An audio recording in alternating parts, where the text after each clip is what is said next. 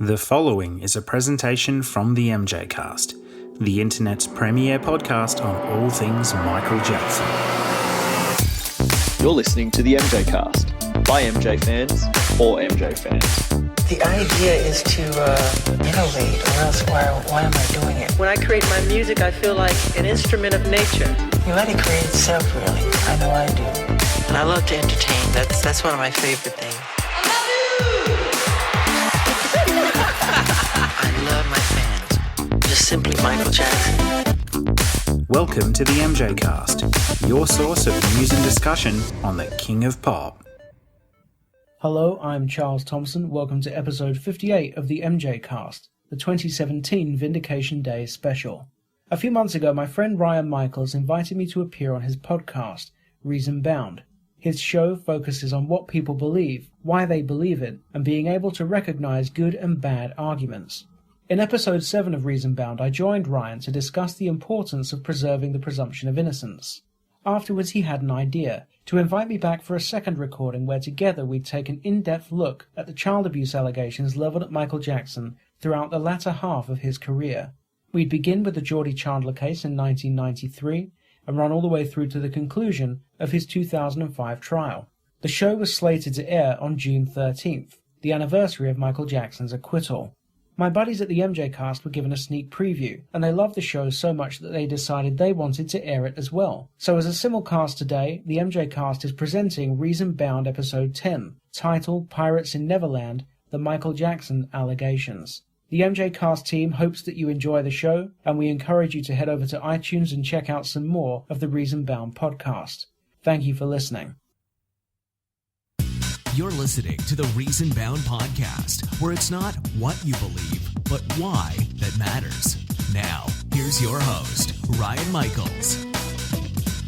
Welcome to the Reason Bound podcast. I'm Ryan Michaels, and I am here again today with award-winning British journalist Charles Thomson. How are you doing? I'm very well, thank you. How are you? I'm doing great. It's a real pleasure for me to get to speak with you. I really enjoyed doing the last podcast together. And in that podcast, we had talked about one day, it happened sooner than I thought it would, but one day doing another podcast together because your area of expertise would be the Michael Jackson trial and kind of going through that area of his life when it came to the allegations, the subsequent trial, and so forth. So I'm so happy that you're able to record with me today. This would be, I think, the first time that you've ever gone through from start to finish, not only the case, but all of the allegations in discussing Michael Jackson. Is that correct? I think it is, yeah. I don't recall ever doing it either in print or spoken word. I think I've focused on particular parts in the past, but I've never gone through chronologically from 93 all the way through to the trial. One of the first things that I wanted to state for anyone listening is that the reason this is so important to me, one of the reasons, is because truth is really, really, really, really important. And this was the first time in my entire life. I was very invested. I was in high school at the time when the allegations broke, the second round, when the trial eventually happened. And I would read what was going on in court every day. I was reading the transcripts every day in my school library. And then I would go home and I would watch the news, and they would oftentimes report literally the exact opposite of what happened in the trial. And before, I had always just assumed the news tells you the truth. You know, they tell you exactly what the truth is. And that was the first time I realized, wow, none of these people know what they're talking about. And I didn't know if it was on purpose or if it was on accident or what. I know you'll be able to give some insight into what was in the media's headspace during the Michael Jackson trial. Once Michael Jackson died, I stopped arguing with people so much about it because, part of me is like, he's dead now, so it's not. So there's things that I have forgotten. There's things that I am fuzzy with. To me, I wanted to point out, and I think it's the same for you, but I won't speak for you. You can speak for yourself. But also for anyone listening, even back then, even though I was a fan, what I cared about was the truth. I wanted to know, well, did he do it or did he not do it? Because if he did do it, frankly, that really wouldn't change any of his art to me. I mean, it would be a sad thing when it came to him personally, but it wouldn't have changed his art. It wouldn't have changed, people. There has to be this binary of someone's either good or bad. And there are a whole bunch of people, I think, who've done really good things and also really bad things. And what makes someone a good person, what makes someone a bad person is a whole other, podcast one day, perhaps. But when it comes to Michael Jackson, my primary motivation in following it back when I did and learning as much as I could is because I was fascinated discovering that A, the news was completely unreliable when it came to the truth. Even if he had done it, they were being dishonest in their reporting.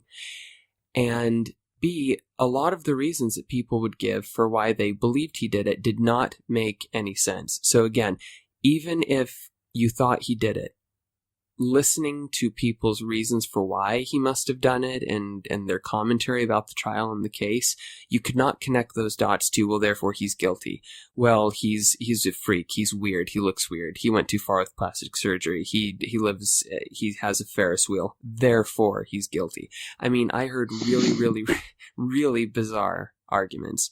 So that was really my introduction, I think, to critical thinking and having conversations with people, and my first realization about how the media could not be trusted at all.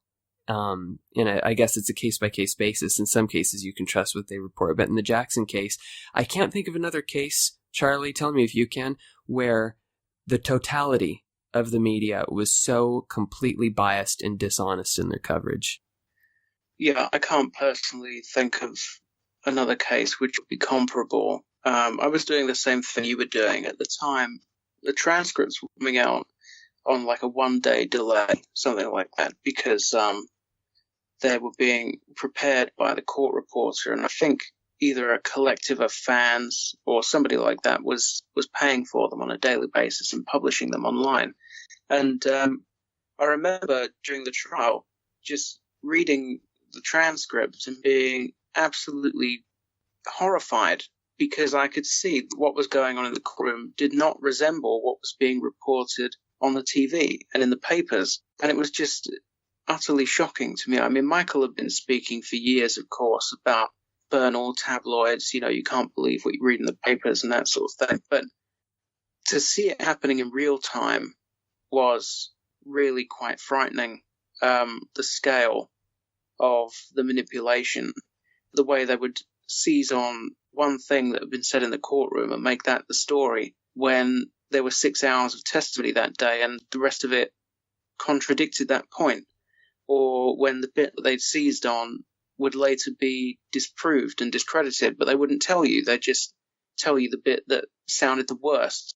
So, for me, it was the same as it was for you, really. I was reading these transcripts on a daily basis and just could not believe what I was seeing compared to what was happening on the TV screen and in the newspaper pages. Was that your realization, like it was for me, that, oh my gosh, I can't depend upon the news media to accurately report?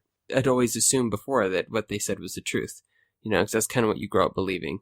I'd been a Michael Jackson fan since I was a kid, so I'd obviously seen little bits and pieces of the distortion that you would get, a bit like with the Martin Bashir interview where Gavin Arvizo said, Michael told me, if you love me, you'll sleep in the bed.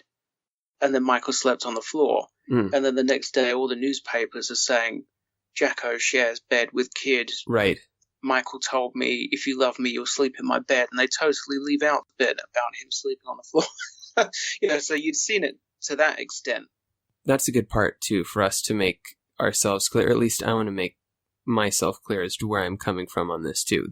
Like I said, this podcast, from my perspective, is mostly about getting people to understand corrupt thinking versus thinking that is logical and rational. So even if you think he did it, you still have to recognize bad arguments when someone is making a bad argument for why, again, he had a monkey, therefore he's guilty of child sex abuse. Okay, that even if he's guilty, that is a bad argument, and you should not believe it based on that argument.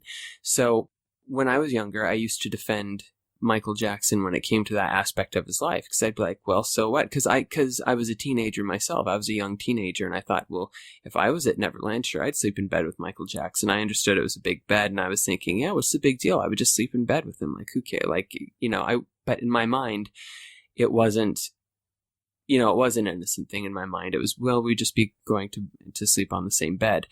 But now that I've gotten older, and now I'm not looking at it from the perspective of being a teenager, but from being an adult, I look at that and I'm like, oh, what a bad idea. Like, that is a horrible, horrible idea.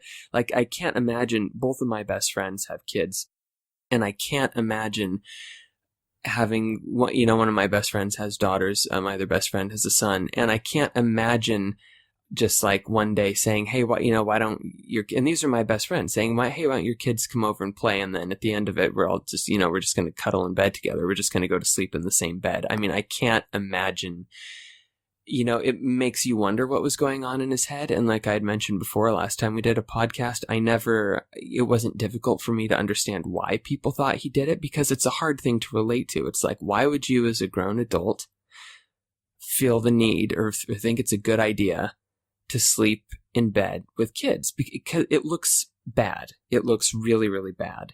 And I think we both agree there pretty much.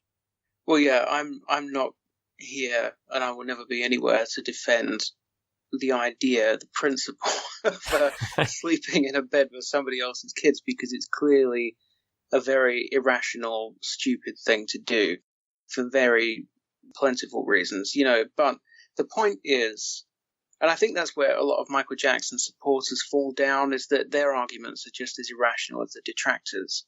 Because that's how we're going to heal the world. We're just going to start sleeping in bed with kids, and we're going to heal the whole world.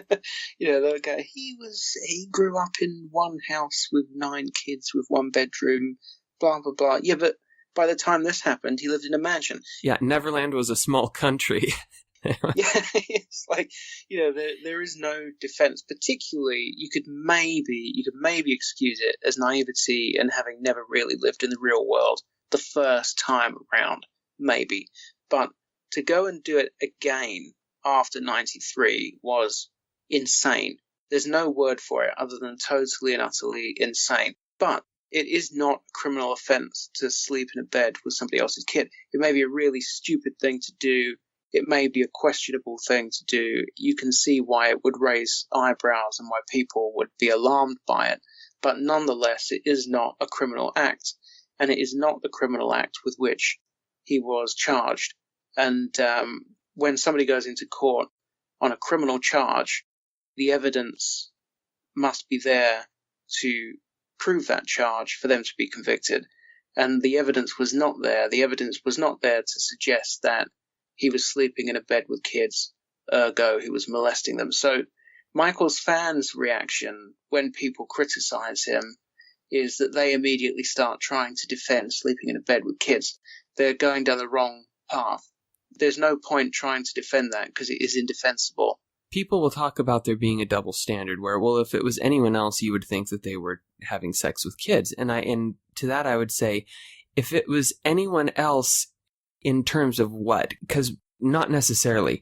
If all I know is that there is someone sleeping in bed with kids, if that's the only information I have, and I know in one case it's Michael Jackson, in one case it's someone else, I probably would have stronger suspicions of someone else.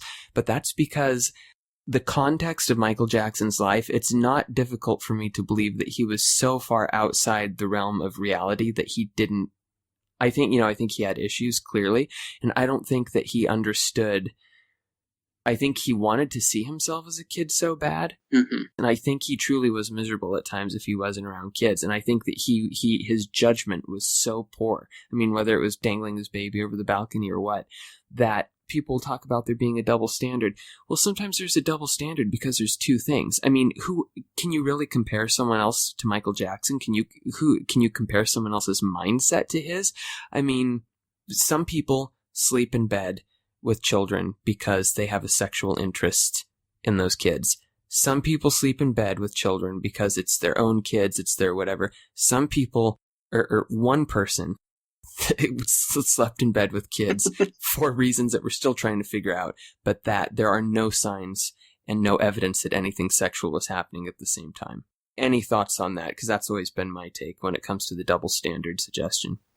Yeah, I mean, the idea of a double standard is plainly lunacy. It's like you can't hold Bert up the road to the same standard as Michael Jackson, because Bert up the road hasn't been living in an alternate reality for the last 30 years of his life. Michael Jackson's concept of the world is not the same as anybody else's concept of the world. He knew nothing outside of the gates of Neverland, as far as we can tell. Exactly. I mean, from the age of 11, he was globally famous.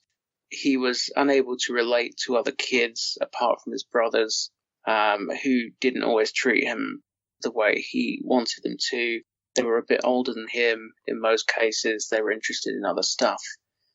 So he really lived quite an isolated life. There's a story in one of the books that I read, I think it might have been his brother Jermaine's book, about how Michael, as a kid, when he got all his money, he would buy a bunch of sweets. He would get an allowance from his money that he was earning at Motown. And when he got his allowance, he'd go straight down to the sweet shop and just buy tons and tons of candy and stuff. And then he'd set up a sweet shop in the street. And instead of charging, he would just give it all away. So it was a sweet shop, except you didn't have to pay for anything. It was just his way of trying to hang out with other kids, was that he would try to bribe them, just try to buy them sweets, because so sad. He was so isolated. Yeah, totally isolated. He told stories himself of being in the studio at Motown and looking out of the window because there was a softball pitch or something opposite the studio, and crying because he wanted to go and play and he had to work. And so when he would get his downtime, he would go and buy all these sweets and give them away to kids to try and make friends. It was just a sad existence, And there's other issues at play there as well, which is not just the childhood thing, but you could look at it, for instance, the way that business was foisted upon him as a child. He was working, he was signing contracts, he was getting paychecks at an age where most kids don't even get their pocket money yet. And then you see when he gets older, he sort of retreats into this fantasy world and starts farming all the business decisions out to other people, which often is catastrophic. There's also the disciplinarian side of it with Joe Jackson, whereby he was terrified and he would have to do everything his father said because he was frightened of getting beaten. And then in his adult life, you see this incredibly defiant side emerge, where the moment somebody tells him he has to do something, he doesn't want to do it. So he will sign a contract, and then the minute someone tries to force him to abide by that contract, he runs away, then he gets sued. Or the minute people start saying, stop sharing your bed with kids, he's all over the TV saying, I'm going to keep sharing my bed with kids. Like, whatever you tell me to do, I'm going to do the opposite, because I don't have to do what you tell me to do. That was kind of the way he lived his life for the last sort of 25 years. I remember during that 60 Minutes interview around the time of the trial, Ed Bradley was trying, and Diane Sawyer prior had said in the interview with Lisa Marie Presley, both of them had said some version of, this is the sticking point for a lot of people. Are you going to keep doing this, or are you going to stop? I mean, this is what people want. I remember Diane Sawyer had made some comment about, I think this is what a lot of people want to know. Are you going to continue doing this, sleeping in bed with kids? And Michael would always say, his attitude was like, you know what? You're the sick one. I'm not doing anything wrong. You're the one whose mind's perverted.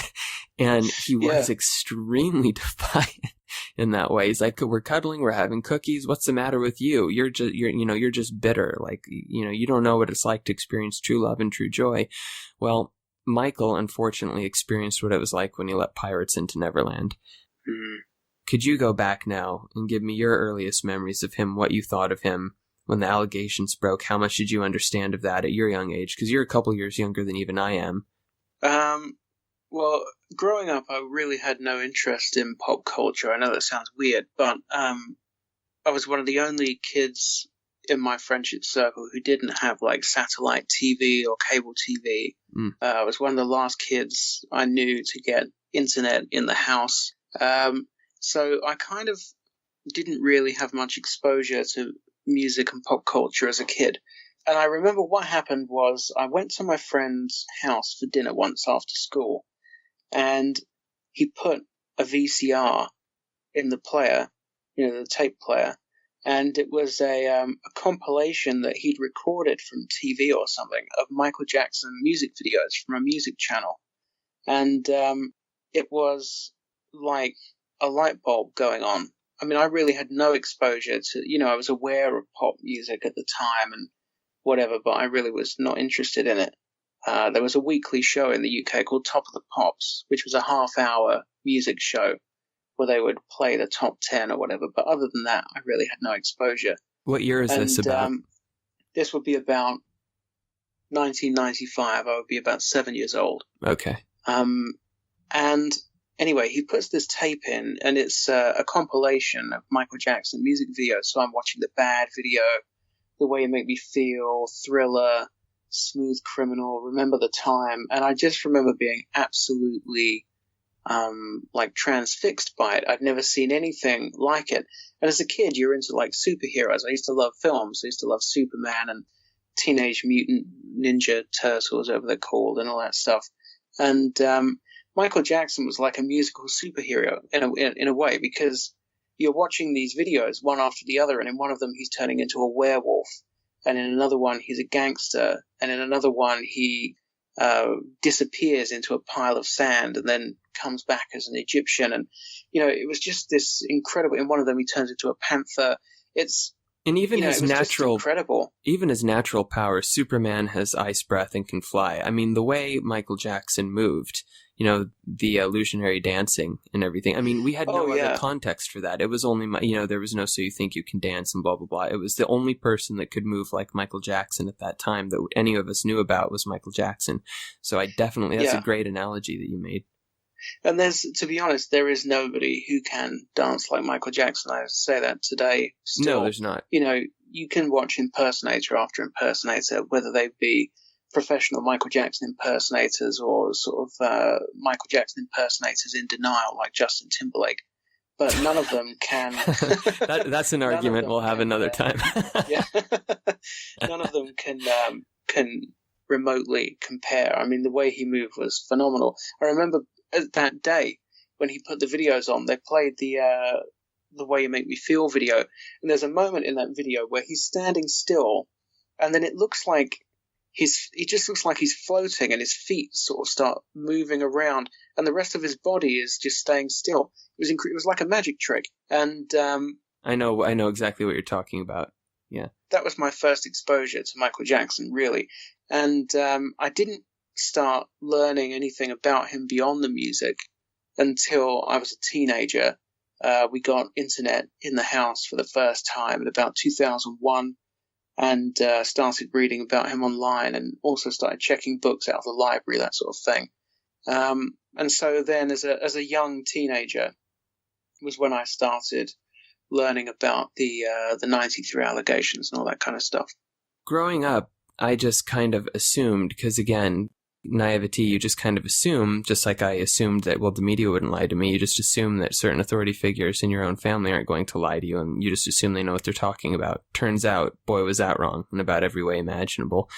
But I was interested, I was intrigued, because it didn't make sense that if everyone was so sure that he had done this, he was walking around free, and every time I saw him, he was with a parade of children.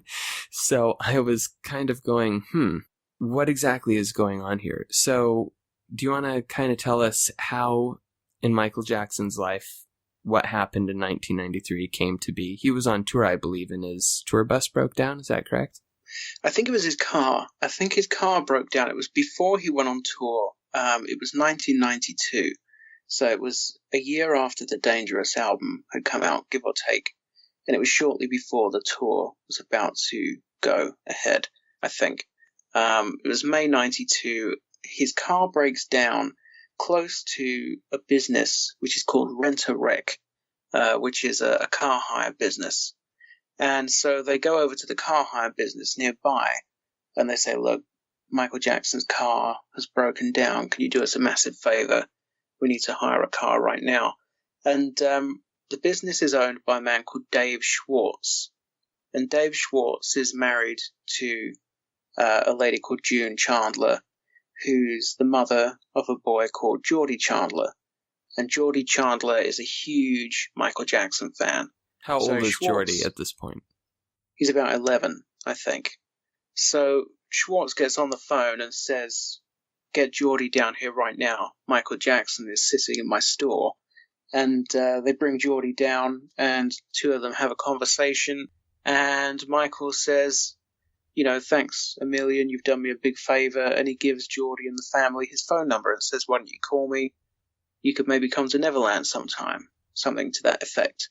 And then over a period of time, the pair develop a friendship, as Michael did with various kids over the years. Michael and Geordie developed the friendship. Yeah, Michael and Geordie, although Geordie always comes as a package, really, with his mother and his sister. They go to stay at Neverland, then Michael comes to stay at their house. They start traveling with him on tour. They go with him to award ceremonies, all that kind of stuff. June Chandler's ex-husband and Geordie Chandler's father is a man called Evan. He's a dentist, not a very good dentist, according to the board that monitors dentists in the area. They've, criticized his work in the past. He almost got struck off. He wants to be a screenwriter, but it's not going very well for him. And at the time, he owes June Chandler about $70,000 in child support, and he's been somewhat of an absent father. And they're not living together at this point? No, they're not living together. She's left him, and she's now with Dave Schwartz. She's married to Dave Schwartz. I believe they're married. Certainly, he's referred to frequently in the press reports as the stepfather. Evan Chandler has been somewhat of an absent father, not paying his child support, not seeing Geordie as often as he should. And all of a sudden, Geordie's best friends with Michael Jackson, and now Evan Chandler wants to be involved. And he's inviting Geordie over to his house and saying, "Why don't you bring Michael with you?" etc. "Why don't I come to Neverland with you?" The friendship continues for a while. Michael's staying at Geordie's house. Geordie's staying at Michael's house, always with June and the sister in tow. And Evan Chandler, according to tape-recorded conversations, starts to feel that Michael may be putting the moves on June. He feels that Michael Jackson is trying to steal his family away from him, the family that he wanted nothing to do with until Michael Jackson was on the scene anyway. After he's inserted his way back into the boy's life to get access to Michael Jackson, he starts asking him for favors.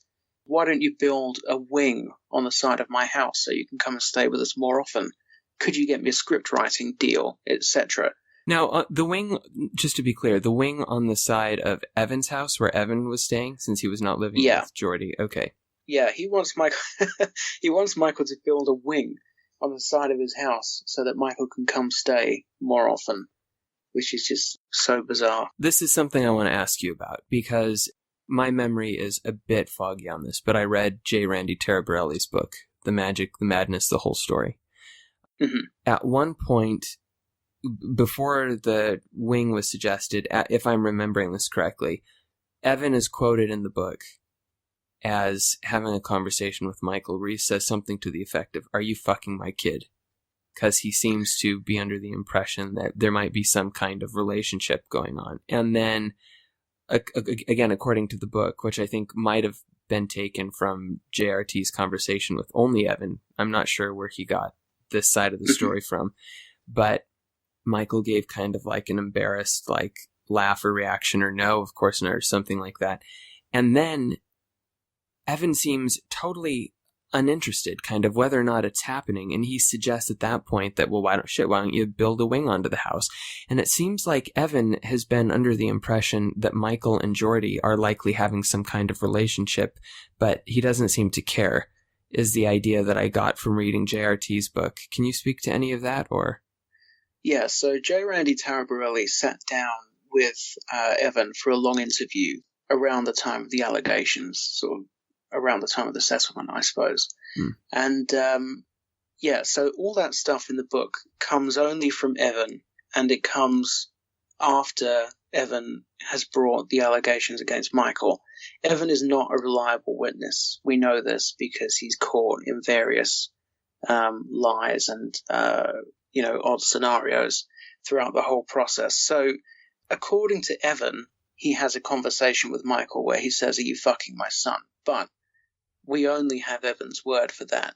But that's what's so so it's weird. not something I would... No, for sure, because, that's only Evan's word. But what's so strange then is he's admitting that he's got... Now, again, we know he's an unreliable witness, like you said, but he's admitting, regardless of his level of honesty, what he's basically saying here is, I thought that Michael Jackson was was very likely or possibly having a sexual relationship with my son. I asked him once, said no, and then I'm like, oh, well, and then business as usual. Then I suggest he builds a wing onto my house so he can come stay even more. So What a terrifying admission from this guy. I mean, it really speaks to his character. It's indicative of the generally nonsensical nature of the story that Evan told. And what you have is, so in spring 93, about a year after Michael meets Geordie, Evan Chandler initially starts making these allegations. And the stepdad, Dave Schwartz, is very skeptical as to Evan's motives. He thinks it's all about money. So he starts tape recording Evan secretly during their phone conversations. And then what you have is this incredible record of these phone conversations that are going on after the point where Evan has already accused Michael of molesting his son. And real quick, just to set I'm definitely following you, but this can be a confusing thing for some people who aren't as familiar with it. So, Evan Chandler at one point decides that he's going to make accusations that Michael Jackson is molesting his son, Geordie. Okay. Yes. Then he starts having conversations with Dave Schwartz, who is now married to Geordie's mother, or who is referred to as the stepfather, Geordie's stepfather. Yeah. And Schwartz is very skeptical of Evan's motivation, so he starts recording the phone conversations. Yes, exactly. Okay. So before we get in, one more thing. Yeah. Before we get into the phone conversations, I want to touch on what Michael's relationship was with Geordie that led up to Evan deciding that he was going to make these allegations and thinking in his mind that they might at least in part stick. So you had mentioned earlier that Geordie was kind of a package deal with his sister and stuff, but at one point, for quite a while, it just became Michael and Geordie, didn't it? Well, it was. I don't think it was ever the case that Geordie was at Neverland without his family. I think he always traveled there with his family, and then Michael would travel to the family home. So he would travel to either June's house or to Evan's house. And they would often stay in a room together. Okay, this is where I want to be honest about my own feelings about the case, because I'm sure as we're heading into 2003, I am very convinced that Michael deserved to be vindicated and that whole trial was absolute bogus. But right now we're at 93. The thing that bothers me about all of this most is what was going on in 1993, because watching Michael and Geordie together, what I've read, it was so unlike any relationship you see an adult and a kid have, whether it's friends or family or whatever. And so Geordie would go to Neverland. They'd sleep in the same... Geordie was the kid who was sleeping in the same bed with Michael, right? At Neverland? I believe so, yeah. The thing that bothers me more, I mean, that even, like we talked about earlier, you could even make the case that he was so naive he didn't understand. It's a big bed, whatever. The thing that is difficult for me to wrap my mind around is how when Michael would go stay with Geordie at their house, that everyone is okay with the fact that Michael and Geordie are sleeping in Geordie's bed. And this is going on for like a year, if I remember correctly. That makes me... I don't think that was going on for a year. Okay, tell me what the deal was with that. I'm not sure on the timescale, but I think the period from when they very first met to when the allegations were first made was about a year. Okay. So it follows that it would have been less than a year that had been going on. I think it was a month. I think according to Randy Taraborelli's book, it was like a month. And he tells the story. It's a strange story, really. So Michael's staying there with Geordie, and they're sharing a room. And then Michael is like absolutely delighted because while he's staying there, he's doing all the washing and ironing. And he's going, I've never done washing and ironing before, and he's just over the moon because he's living in a normal house, having a fairly normal existence, doing normal household chores, and he just seems to be like the happiest he's ever been in his life, which is so peculiar, really, and it just tells you what a kind of a strange life he's led. But yeah, so while they're there, he's staying in Geordie's room, and as you say, everybody seems totally comfortable with it, which I guess is speaks to the relationship that Michael had with the family. And, you know, I mean, what parent, if you had any suspicion at all that something was going on, you wouldn't let that happen. You know, you just would not let that happen as a responsible parent. So I have to assume that they were comfortable enough with him and that they knew him well enough to think that it was not a problem. Yeah, I suppose so. I mean, that's to me, that's the weirdest thing, that when he would stay there, that him and Geordie were in the same room. And do we know for sure if it was the same bed or what was going on? Well, I don't think we know anything for sure, to be honest. I mean, we only have, for most of this Evans side of the story, we have Geordie's deposition, but that is highly questionable for reasons we'll come to. So, no, I don't think we know anything for sure. I don't even think we could say for sure that Michael and Geordie were sharing a room, to be honest. We only know that through the testimony of people whose testimony would later be thrown into serious doubt. Okay, gotcha. So what was it that eventually spurred Evan into making these allegations that Michael was committing abuse?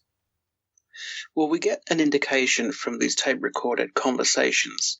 These recorded conversations come after he started accusing Michael of possibly molesting his son. But then when you read the transcripts, he keeps alluding to the fact that he has no idea whether his own allegations are true or not, and he keeps giving other reasons for why he's pissed off with Michael. So at one point, Schwartz asks him, "So do you think that Michael's fucking him?" And Chandler says, "I don't know, I have no idea." And then he starts complaining that Michael Jackson has stopped telephoning him, which of course is the first thing you'd be concerned about if you thought Michael Jackson was molesting your son. Right. He says, "We were friends. I liked him. I respected him and everything else for what he is, you know? There was no reason why he had to stop calling me. He could have called me." So then he starts complaining that Michael has broken up his family. And he says he's talking about June and how June has betrayed him by running off with Michael. And he's talking about his legal team. He says, "My instructions were to kill and destroy. I mean, by killing and destroying, I'm going to torture them, Dave, because that's what June has done to me. She's tortured me." He starts talking about it as though it's an extortion attempt. He says, "I sat in the room one day and I talked to Michael and I told him exactly what I want out of this whole relationship." Then he says, "Everything is going according to a certain plan that isn't just mine. I picked the nastiest son of a bitch I could find, and all he wants to do is get this out into the public as fast as he can, as big as he can, and humiliate as many people as he can." Talking about a lawyer. It could be a massacre, talking about his lawyer, Barry Rothman. He says, "It could be a massacre if I don't get what I want. He's nasty, he's mean, he's smart, and he's hungry for publicity." Then he says, "Michael's career will be over." And Dave Schwartz says, "And does that help Geordie?" And Chandler says, "That's irrelevant to me." Yeah, I mean, that's pretty telling. Yeah. So the other stuff that's going on at the same time, which is quite important, is that as soon as Michael's team gets wind that Evan Chandler is making these allegations, which comes to Michael basically through Evan trying to blackmail him, saying, "If you don't get me a script writing deal, I'm going to accuse you of molesting my son." Michael has his private investigator, who's called Anthony Pellicano, go and interview Geordie, and Geordie denies all the allegations and says, "My dad just wants money." It all follows from there, really. So it starts off with Evan. See, this is a common misconception about the case, is that Geordie Chandler accused Michael Jackson of molesting him. That's really not the way it happened. Evan Chandler accused Michael Jackson of molesting his son, and Geordie denied it. And then the circumstances under which Geordie changed his mind and changed his story were highly suspicious. And so at what point is Geordie taken to the cops? and is made to testify, or what happens to get the police involved? Okay, so what happens is Evan accuses Michael of possibly molesting Geordie. And who does he accuse this to? Does he call up the police and say? He hires a lawyer, and he accuses Michael, basically, and to June, and originally says, if Michael doesn't get me a script writing deal, I'm going to accuse him of molesting my son. And then it all flows from there, and the authorities don't get involved until a short while later. So he literally said that if Michael does not get him a script writing deal, he's going to accuse him of molesting his son. That is certainly the account of Michael Jackson's team, who were all involved in the case at an early stage. Wow. Because Evan was trying to negotiate with them. So the lawyers were involved and Pelicano was involved. And Geordie is denying everything, which is a real problem for Evan. So Evan starts trying to wrestle custody of Geordie away from June. Oh, right. So what happens is Evan negotiates that Jordan can come and stay with him for a week. And that's in July 1993. Geordie goes there for a week and never comes home. While Geordie is in Evan's custody, he continues to deny the allegations for about a month. And then Evan, who is a dentist, as I mentioned earlier, takes his son into his dental surgery for a dental procedure and administers a drug. And the drug is called sodium amytal. And it was known for many years wrongly as a truth serum. People thought that if you gave somebody sodium amytal and asked them a question, they would tell you the truth. What it actually does, it makes you highly suggestible. It's been implicated in lots of sort of phony UFO abduction cases and that sort of thing. Really? Yeah, it makes you highly suggestible, the drug. So if you put somebody under, let's start asking them questions about were you abducted by UFO, they, in many cases, do wake up believing they were abducted by a UFO. In many cases, well-meaning people would administer this drug in the honest belief that it was a truth serum, but it was not. So it was an old version of sort of an anesthetic. They used to use it as an anesthetic, and before they switched over to the more modern methods. And it was at the time that Evan administered this drug, it was highly unusual to use it for a dental procedure. And what was he doing? Extracting teeth? I don't know if we know what the procedure was, but he took Geordie into his dental surgery for a procedure. It sounds like a far-fetched story, but it's actually confirmed by Evan himself in a TV interview at the time in 1994. He says in the TV interview, I gave Geordie the drug. This is when it's being touted as a truth serum.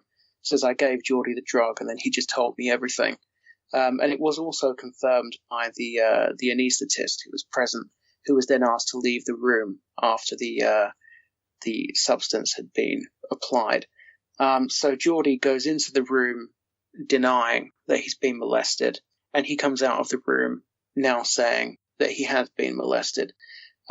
He gives an interview to the Department for Children and Family Services. That's in about August of 1993, and that is when the story leaks. So what Chandler does, so June Chandler then tries to get custody back of Geordie, goes to court, and so Evan takes Geordie to a child psychologist who Geordie tells the story to. Under that circumstance, the psychologist is legally obliged to inform the authorities of the allegation that's been made. So once the authorities have been informed, Evan Chandler uses the fact that an allegation has been made to the police as a reason to withhold custody from June, saying that she is responsible. It was under her watch that this all occurred. And so he maintains custody of Jordan throughout the rest of the proceedings. All right, so now up to this point, everything has been done kind of behind closed doors, everything that's unfolded so far, is that correct? Yes. Okay, and so now the press gets wind of it, and how does that happen? What happens is the interview that Geordie gave to the Department for Children and Family Services is leaked. The fact that he's given an interview is leaked to a reporter called Don Ray. who sells the story to a local news outlet. And it all, from there, it's like he described it as being like a runaway freight train. It just went into overdrive. Within about 24 hours, it was all over cable news, and it was on the front of every British newspaper. Can you speak to what well, of course, you didn't really, I guess, know about this until after the settlement and everything, because you didn't, I guess, come across Michael Jackson until about 95. But looking back, I'm sure you have knowledge now of how did people react in Britain? How was the press situation there? Did he have the public support or not? I've spoken to friends who were around at the time, and the feeling generally was that this was quite fishy. The whole story was phony. The way my friend Sam described it, actually, was he said that there was good journalism still in some areas in 1993 and 4, which didn't seem to exist by the time the second case came around. So there were some skeptical voices. There were some people that were doing proper investigation, that were drawing negative inferences from certain inconsistencies in the story and that kind of thing. But for the most part, it was the American tabloid press, both on TV and in print, which just took this story and ran with it and basically took over the prosecution's case. I should mention, which I forgot to mention earlier, that in August, so after he's wrestled custody from June and he has extracted Geordie's damning changed story. You're talking about Evan, the father. Evan, yeah. His lawyer, Barry Rothman, goes to Jackson's team and tries to negotiate with them, demands $20 million in 5 installments and says, if we get what we're asking for, these allegations will never become public. And Michael refuses to pay. So that kind of gives you an insight into Michael Jackson's position here. You know, if you were guilty and you have somebody saying, we'll cover this up if you give us $20 million, and if you've got the amount of money that Michael's got, then you would think that he would pay. And I've always thought the fact that he refused to pay was actually quite a strong argument in his favor, because had it not been for his refusal to pay, this would never have gone public. And that's why people, when, you know, these people would be on around the time of the trial, people on Court TV and Nancy Grace's horrific show and all this stuff, they'd be talking about how, oh, he fits the profile of a pedophile and all this stuff. And I'd think, no, I don't think so. I don't know what pedophile goes on television on a special in front of tens of millions of people and advertises sleeping in bed with kids like it's just the most natural thing in the world. I mean, it's like something he was proud of and he couldn't wait to tell everybody, you know. But, like, if he was really committing sex abuse, advertising it on an international documentary was probably not the smartest move to make. But anyway, at what point now, so we're in 93, Michael's not going to settle. And so now does the district attorney, Tom Sneddon, enter into the picture at this point, or what? Yeah, so what happens is June, even after Geordie changes his story, June remains skeptical. She says she doesn't believe it, and she only changes her mind and turns on Michael, according to her own lawyer, when the police tell her that Michael Jackson fits the profile of a pedophile, which is not true. And also they start threatening that she could be prosecuted for parental neglect because it was on her watch that it all allegedly happened. So what happens is Evan Chandler does 2 things simultaneously. He takes Geordie to the psychologist. The psychologist is then duty-bound legally to inform the police. And at the same time, Evan Chandler files a civil suit asking for money from Michael Jackson because Michael has refused to pay him, so he decides that he's going to get the money through a lawsuit. This all becomes public in August, and the police start investigating. They raid Neverland. Michael, at this point, is out on tour. He's on the sort of the final leg of the Dangerous tour in late 1993, so he's absent, totally removed. Okay, so he was on tour when they raided Neverland and everything. Yeah, so he was just about to go on tour when he met Geordie.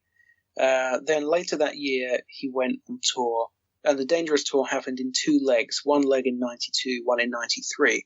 He's hanging out with Geordie the period where they're staying at each other's houses and stuff, that's between the first and second leg of the Dangerous tour. Michael wants Geordie to go on the second leg of the tour with him, but because of Evan now threatening to make these accusations, Geordie doesn't go. While Michael is on tour is when this all breaks, when the lawyers and Michael refuse to pay Evan the money he wants, and Evan takes the boy to the psychologist, and it all flows from there. Michael is on the other side of the world. He's on, I think, the South American leg of the tour. He's in Chile and all around those kind of areas, Mexico. And so what happens is Michael is absent. His lawyers are periodically putting out press statements. But for the most part, he is totally removed from the situation. He never gives interviews anyway. He's totally absent. And so the media is filling the void by going off, and they start waving checkbooks around. Anybody that used to work for Michael Jackson who thinks that they want to make a buck or two can now come forward and sell a story. Various people do. Okay, so basically Michael isn't talking. Is there a gag order on him?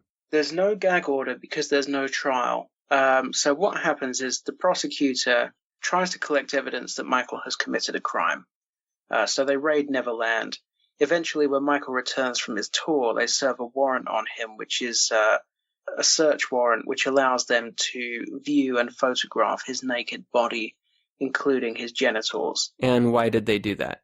Jordan Chandler claims that he can describe accurately Michael Jackson's genitals, but when they do the photo shoot and compare what they find with what Jordan Chandler described, it doesn't match. That was also confirmed in the autopsy as well.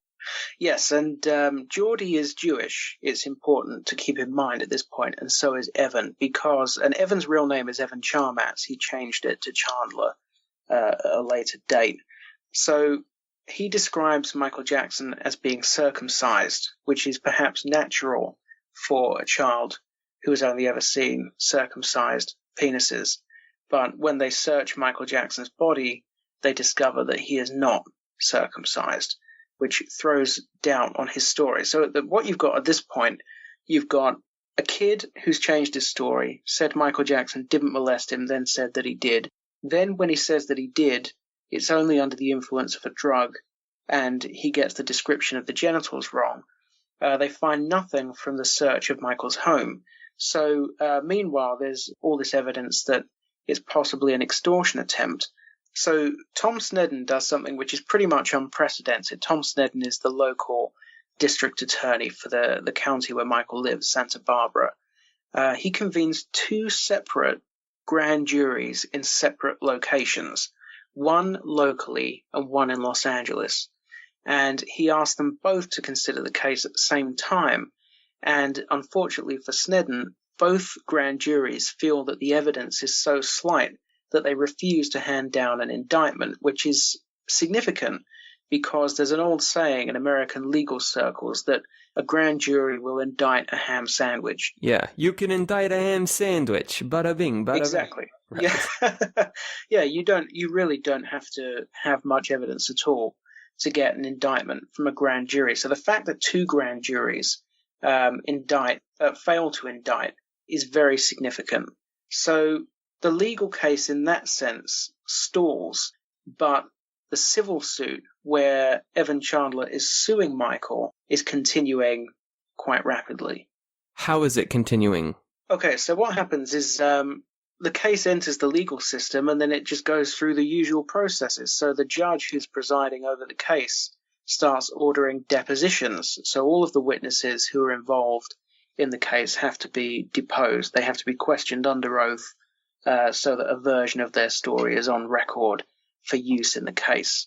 So Michael's lawyers are going back to court quite regularly and are saying this is unfair. This is a breach of Michael's First Amendment right to a fair trial because in law in America, every citizen has the right to a fair trial if they're accused of a crime. That's a criminal trial.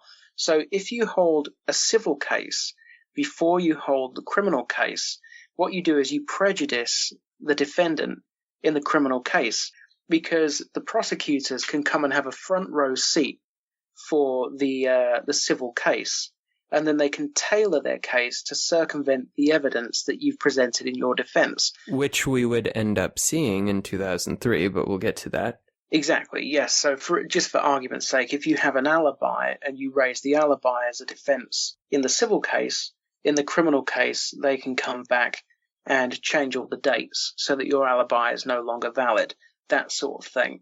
So Michael's lawyers keep going back to court and saying it's outrageous to ask our client to give a deposition in a civil case when he's facing a possible criminal case, because although the case has faltered and the 2 grand juries have refused to indict, Tom Snedden refuses to close the case and keeps giving public statements saying this is an ongoing investigation. So Michael's lawyers go back to court and back to court and back to court and say, please don't make our client give a deposition. It's prejudicial. And the judge keeps saying, I can't continue I can't continue to postpone this case indefinitely on the off chance that sometime maybe in the future there could possibly be a criminal prosecution. So he refuses repeatedly to delay Michael's deposition. Michael privately at this time, we know through his friends, is insisting he will not settle this case.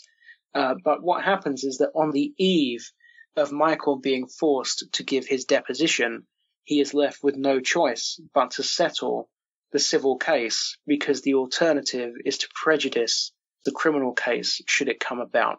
So they fight, and then they lose the fight. And the choice is give the deposition and prejudice the criminal case, or settle and preserve your right to testify and present your defense for the first time in a criminal court. Okay, so let's lay this out in layman's terms, or a bit more in layman's terms, so that everyone can understand. Because this is a sticking point for a lot of people. They'll say, well, if he did it, why did he pay a bunch of money? To that, I would respond with, well, if you really believed your kid was sexually abused or molested, would you take the money and run, or would you not stop until you got justice? Now, what you're talking about when you're talking about prejudicing the criminal case, so there's 2 cases that hopefully everyone who's listening to this knows, 2 main cases that happen: criminal cases and civil cases. Civil case, you get money. Criminal case is possibly a jail sentence or whatever if you're convicted, right? Yeah. So in Michael Jackson's case, to sum up what you had said, before this went public, they tried to get Michael Jackson to settle for $20 million, and they said, then this whole thing will go away. Michael said, no, I'm not going to do it. I'll fight it. Then everything went public, and then no grand jury would indict Michael Jackson for a criminal case, but the civil case kept going on. And so what looked like was, because in a civil case, it's not, you don't have to find someone guilty. The burden of proof is much lower. Yeah, it's more likely than not. So in a criminal court, you have to prove somebody guilty beyond all reasonable doubt. Whereas in a civil court, it's 50.1%. If you think it's more likely than not that it happened, then you find in the plaintiff's favor. And again, we're talking about a situation that doesn't look good. Regardless of you think he's guilty or innocent, it doesn't look good, this relationship with this kid. So I would, if I was advising him too, I'd probably say, do we really want to chance this? Because what would have happened, the fear, if I understand you, is that, so the criminal case was not going ahead. However, the civil case was going ahead. If Michael Jackson had decided to go ahead and fight the civil case, regardless of how that turned out, the prosecutors, the district attorney, could have gone and heard what the defense's argument was, and then had a criminal case happened, they could tailor their own case to work around any flaws that there might be, to have a greater chance at convicting Michael in a criminal court now that they've already heard all of the aces that were up the defense's sleeve, so to speak. Exactly. So they can come and listen to your defense, listen to you poking all the holes that you poke in the case, and then they can go, we now need to change our case so that these holes don't exist anymore. So it's like cheating, in effect. Now, here's my question for you. Why was there... This is what I'm assuming, and correct me where I'm wrong or right or whatever, but if Michael had gone through and fought the civil case and won the civil case, there probably would have been no more likely a chance that a criminal case would have happened. But if he had lost the civil case, Snedden could have used that possibly to propel a criminal case to start? Or what was... Yeah. So, well, what was happening was that Snedden would not let this go. So, although the 2 grand juries had failed to indict, he refused to close the case and kept making public statements saying we're continuing to investigate. It's known now that he traveled to at least 3 continents to interview people who he thought might have been molested by Michael Jackson, who all told him to bugger off, essentially. So he was traveling around the world trying to make this case work. He sent his investigators abroad also to investigate ex-employees, that kind of thing. It all fell flat. But he was spending huge amounts of public money on trying to prop up this case against Michael Jackson. What his motivation was, nobody really knows. Well, he'd be in the history books forever. Well, yeah, exactly. Some people say he was a glory hunter. Some people say it was racial. Some people say he was just an obsessive prosecutor anyway. His nickname locally was Mad Dog because he was known for being a ferocious prosecutor who wouldn't let things go. So I had heard about some sketchy racial rumors about Snedden. Was there anything substantiated behind that? I've never seen it substantiated. The only thing that was questionable was during the trial in 2005, he referred to Chris Tucker, the black actor and comedian who was a witness that testified in the trial. Called him boy, didn't he? He called him boy. Yeah. He said, be a good boy. Something like that. So, but really, there were rumors that Snedden... I mean, Michael wrote a song about Tom Snedden where he said, do you think he's a brother with the KKK? Yeah. Which probably didn't do much to help the situation. But, you know, I don't think there's ever been any substantiation that Tom Snedden was racist. But nonetheless, it remains a popular theory among fans of Michael Jackson. Yeah, I mean, Snedden was old enough to know what the implications are of calling a black man boy. I mean, that is really strange. It's an odd choice of language for sure. So basically, at this point, Snedden wasn't letting it go, so they were worried. So what you're saying is, regardless of if they had fought the civil suit, regardless of the outcome, there still might be a chance that in the future, Snedden would somehow be able to get a criminal case started. Exactly. Okay. And if he did, he would have access to their defense through public record. Right. Okay. So Michael ends up settling the case because Michael's defense does not want Snedden to be able to work around the defense strategy if there ends up being a criminal case one day. Did Snedden ever close that case? I don't believe he ever closed it. No, I think it remained open at the time that the second case came around in 2003. Because I believe that after the Martin Bashir documentary, there was some sort of statement issued by the police department that said, we continue to investigate Michael Jackson. Words to that effect. All right, so basically Michael decided to settle the case. They settled. What happened after that in terms of, if you could just briefly sum up the media's thoughts, public perception, what became of Jordy in the years since 1993 until 2003? So what happened was the settlement was completely misrepresented by the press en masse around the world, who either failed to understand the nuances of a civil versus a criminal suit or simply chose to ignore them. So the story that was told by the press forevermore was that Michael Jackson had bought his way out of jail, had bought his way out of a trial. Some of the headlines at the time were along the lines of justice for sale. The story of why Michael Jackson settled was never properly told. This explanation of the conflict and the potential prejudice of a criminal trial. And it's important to note the settlement did not preclude the Chandlers from testifying in a criminal case. So had Snedden brought a criminal case, it would have not stopped them from testifying at all. They still would have been able to go into court and say anything that they wanted to. So the settlement also, it's important to point out, was for negligence. Michael did not in any way accept that he was guilty when he paid that settlement. Negligence for what? It just said global negligence. So it was, you could read that as anything you wanted. To be honest, it could be he was negligent to put himself in a vulnerable position but it specifically said in the settlement that he denied the allegations. So the settlement was totally mischaracterized. It did enormous damage to Michael Jackson. Although he continued to be a massively popular pop star, in terms of his reputation, it made him a laughing stock, a punchline. He was mocked. He was questioned. It opened the doors for anybody who wanted to try to sue him or wanted to try to get money from him or take advantage of him. They had an easy stick to beat him with. So you see there's a deposition tape which is available online, which was recorded in about 1996 over a completely separate issue. And in the middle of the case, in the middle of the deposition, they start asking him all these questions about whether he's ever molested any children, of no relevance whatsoever to the case. But you can see it just really horrifies and infuriates Michael Jackson. He almost throws his hat across the room. It ruined his life, in a sense. And what you see with Michael Jackson is a massive downward spiral. You see an incredible artistic renaissance, in a way, or not a renaissance, because he was at the height of his powers at the time anyway.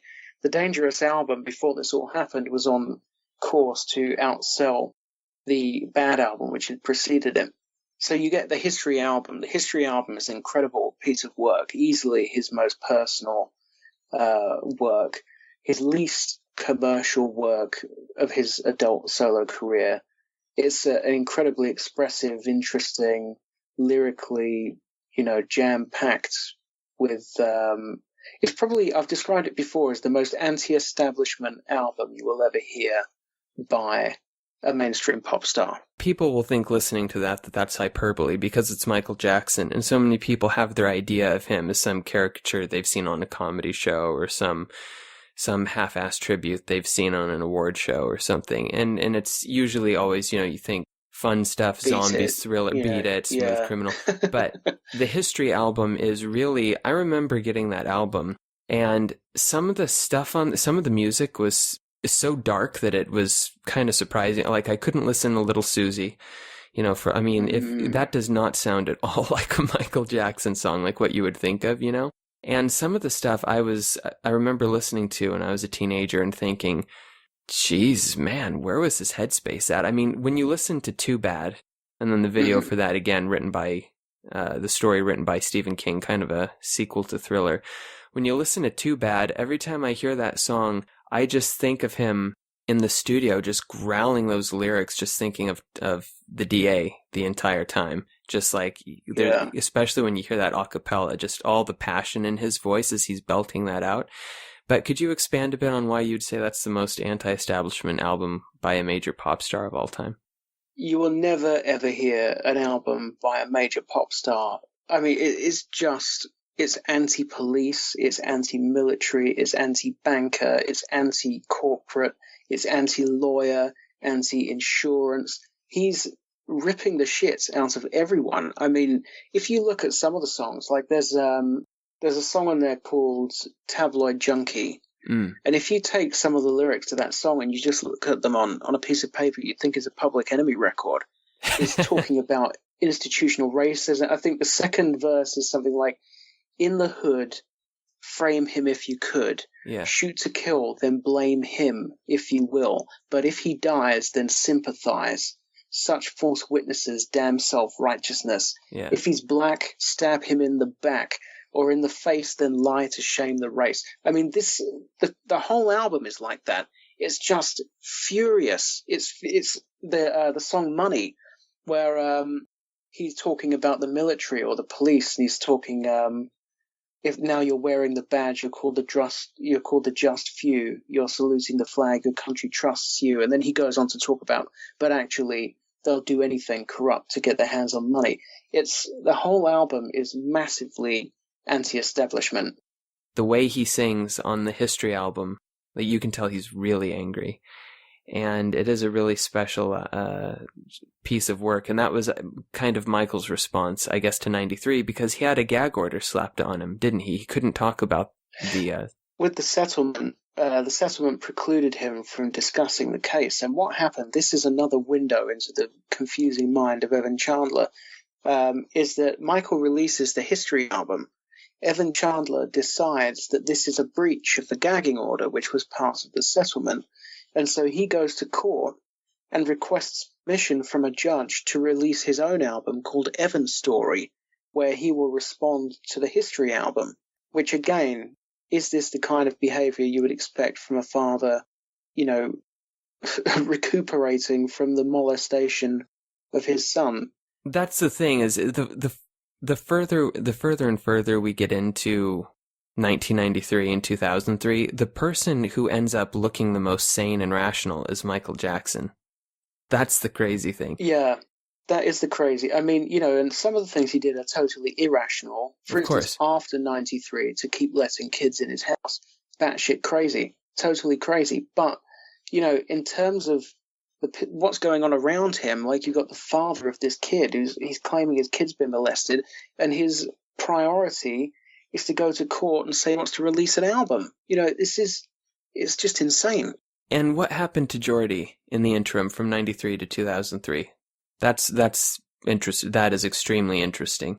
He gained legal emancipation from his parents and didn't speak to them for a decade. Did you read about the abuse allegations that Geordie leveled against his father? I guess he had... Yeah, they got back in touch after about 10 years, and he then accused his father of trying to beat him to death with a dumbbell weight, I believe. And then a few years later, Evan died of a self-inflicted gunshot wound. And that was a self-inflicted wound about, a week after This Is It came out? Yeah, it was not long after Michael Jackson died. It was within months of Michael Jackson's death. So read into that however you will. But anyway, Geordie Chandler cut off contact from both of his parents from 93 to 2003, basically, and he pretty much went into hiding. Yeah, went into hiding, gained legal emancipation. According to Tom Mesereau, because Geordie Chandler was asked to testify at the subsequent trial, and he failed to show up. He left the country. He refused. He wouldn't testify against Michael. He wanted nothing to do with it. And Mesereau, Michael Jackson's lawyer for the trial, he gave a speech at Harvard Law School a few months after the trial, where he said that had Geordie Chandler taken the stand, he had multiple witnesses who were prepared to testify that in the subsequent years, Geordie Chandler had told them that the reason he gained legal emancipation from his parents was because he hated them for what they made him say about Michael, and that none of it was true.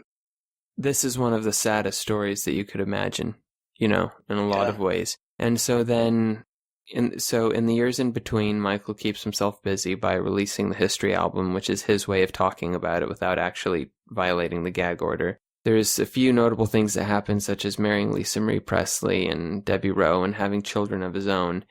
Is there anything important that we should talk about before we get to 2003 and the next round of allegations? I think the important thing to keep in mind is the context in which 2003 happens, which is that from the late 90s, the very late 90s, into the early noughties, Michael slips back into drug addiction. So he becomes addicted to painkillers during the Geordie Chandler allegations in 93 and 4, goes to rehab and gets clean. Then in 1999, he performs a concert for charity. 2 concerts. Yeah, he performs 2 concerts, and at the second concert, he's on top of a bridge performing Earth Song, and what's supposed to happen is the bridge splits into 3 parts, and the part that he's standing on slowly lowers itself back down to the stage level, and he climbs off. What happens is that goes wrong, and the part of the bridge that he's standing on plummets down below the stage floor, and he damages several vertebrae in his back. He is put on painkillers, understandably, and as far as we can tell, never gets back off of them again until the trial. His appearance suffers, his behavior suffers. You see at his 30th anniversary concert in 2001, he shows up hours late, staggers up the red carpet, clinging to Elizabeth Taylor for support. I wonder how much that injury in 1999 affected his performing, because that was the last time I really, really saw him dance where it looked like it was just magic.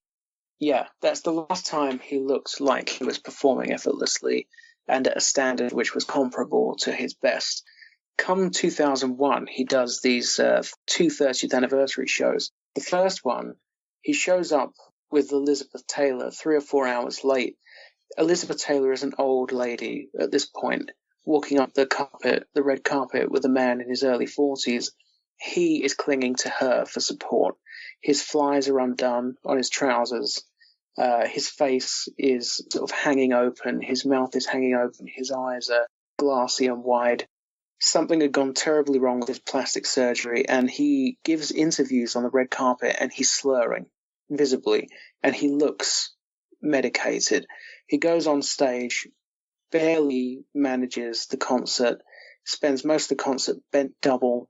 The producer, David Guest, sits in the audience and cries because it's so bad. And these were 2 concerts, right? Yeah, the second show was a marked improvement, but still nothing comparable to Michael at his best. And just so we're clear, so in 1999 there were 2 charity concerts, one in Seoul, Korea, second one Munich, Germany. Munich, Germany's when the bridge malfunctioned and he got re-addicted to painkillers. In 2001, he did 2 more concerts, and at this point is when Charlie's talking about. He showed up looking horrible, addicted to pain medication again. The first night was horrible. The second night was an improvement, but still it didn't look like Michael Jackson as we knew him as a performer. And the second night happened on September 10th, wasn't it? 2001? September 10th, so the day before the terror attack. Yeah. And this is just a general feature of Michael Jackson's career for the next 2 years leading up to the second round of allegations, is that his judgment is seriously impaired by his addiction to painkillers. He is not behaving rationally. He's making extremely poor business decisions. He's making extremely poor personal decisions. And one of those decisions is to participate in the Martin Bashir documentary, Living with Michael Jackson. And initially, that decision to participate in the Bashir documentary, I was always under the impression that because Bashir did really well-regarded interview with Michael's friend, Princess Diana, that Michael thought, well, maybe this will help give me a career resurgence.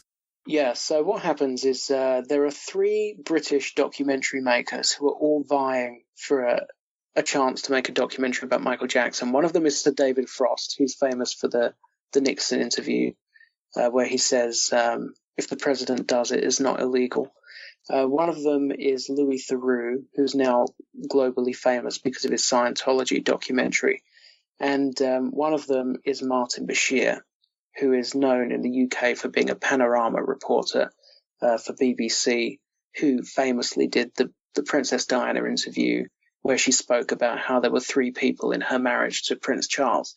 And Uri Geller is Michael's friend at this point, which again is indicative of the state of mind Michael was in, because Uri Geller really did just use Michael Jackson for publicity for a couple of years, and the whole thing was just ridiculous. Uri Geller, for people who don't know, by the way, is the man who became famous for claiming he could bend spoons with his mind. Is that correct? Yeah, but only the spoons that he pre-prepared and then rubbed with his fingers. Yeah. So yeah, this is indicative of Michael Jackson's judgment at this point in time. Yeah, exactly. He becomes an honorary director of Uri Geller's football club, and then on the day admits that he knows nothing about football. I mean, the whole thing was embarrassing. But Uri Geller has become this sort of go-to man for anybody that wants to get in touch with Michael Jackson. And of the 3 people he could have put in touch with Michael Jackson, beyond any comprehension, he chooses Martin Bashir, which is just outrageous. Why you would do that, I have no idea. But at the time, was that seen as a bad idea? To me, as a journalist in England, it seems like a very stupid thing to do. I mean, because you've got Sir David Frost, who's just an incredibly respected old-school journalist. He's a bit of a Walter Cronkite character for England. And then you had Louis Theroux, who makes these kind of gently amusing documentaries, which do poke fun at their subjects, but always in a light-hearted way. And he always finds the best in people. So he will go and hang around with people who will have strange reputations or be regarded perhaps in the UK as slightly eccentric, and he always makes them lovable. He'll poke a bit of fun, but he does it in a way which is, warm-hearted. That's probably what Michael needed. I agree, that's it. I mean, if it was me, I would have sent withdrew, but Uri Geller sends Martin Bashir. I mean, heaven only knows why he did that, but he sends Martin Bashir. I know from speaking to Michael's manager a couple of years ago at the time, it was called Dieter Wiesner, a German man. He knew nothing about Michael having agreed to this interview until he got to Neverland one day and said, "Where's Michael?" And one of the staff members said, "He's filming a documentary." And Wiesner just goes, "What are you talking about?" So Michael signs all these documents with Bashir. Totally bad judgment. And Michael has a brainwave, and he thinks, the thing that's damaged me the most in the last 10 years is people's opinion about my relationship with children. So wouldn't it be a great idea if I invited this boy who I've helped cure his cancer, called Gavin Arvizo? Why don't I invite him and his family up to the ranch? And then Martin Bashir can film me and Gavin talking about his story, and people will understand what a lovely person I am. Well, I sit here on the couch and we hold hands together and he's resting his head on my shoulder and talking about... And it will be beautiful. Right. People will think, wow, what a lovely man. So this, it turns out to be perhaps the worst decision of Michael Jackson's life, apart from getting involved with the Arvizos anyway, because of what they turn out to be. Okay, so basically this all came about because Michael Jackson befriended a con man, Uri Geller, who put him in touch with a con man documentary filmmaker, Martin Bashir, who made a documentary that centered on Michael Jackson's relationship with a family of cons. Terrific. So where do we go from here? Yeah, so it's probably a good idea to just tell the story of Gavin Arvizo and how he comes into Michael's life, which is that in the late 90s, he's about 8 years old, and he's diagnosed with cancer. And his family start fundraising for his cancer treatment, and they start getting him in touch with celebrities in a sort of a Make-A-Wish type sense. And he starts hanging around with people like George Lopez and Chris Tucker and eventually Michael Jackson. Michael invites them out to the ranch. He buys them a car. He takes them on holidays, etc., looks after them. And eventually Gavin is cured. And then when Martin Bashir comes to Neverland to film his documentary, Michael thinks what a great idea it would be to invite Gavin up here and his family so that they can tell the story of how I helped them when he was dying and how now he's okay, and people will understand my relationship with children and what it's all about. Unfortunately for Michael, he makes a poor judgment on the day. He holds Gavin's hand during the interview, and then in the interview talks about how Gavin has stayed in his bedroom, albeit points out that he gave his bed to Gavin. Gavin asked, "Can I sleep in your bedroom?" Michael said, "Only if your mum says it's okay." Then once they're there, they have an argument about who's going to sleep in the bed and who's going to sleep on the floor. Michael says to Gavin, "If you love me, you will sleep in the bed." Gavin sleeps in the bed with his brother. Michael puts the sleeping bag on the floor. And this is Gavin tells this story. Gavin tells this story. This is not Michael Jackson. This is Gavin, right? So Michael Jackson's bedroom is a 2-story duplex as well. It's important to understand. This is not like a 10 by 8 box room. This is like bigger than most people's houses. So the documentary airs and quite understandably attracts a lot of criticism, albeit Michael's saying nothing that he hasn't already said publicly.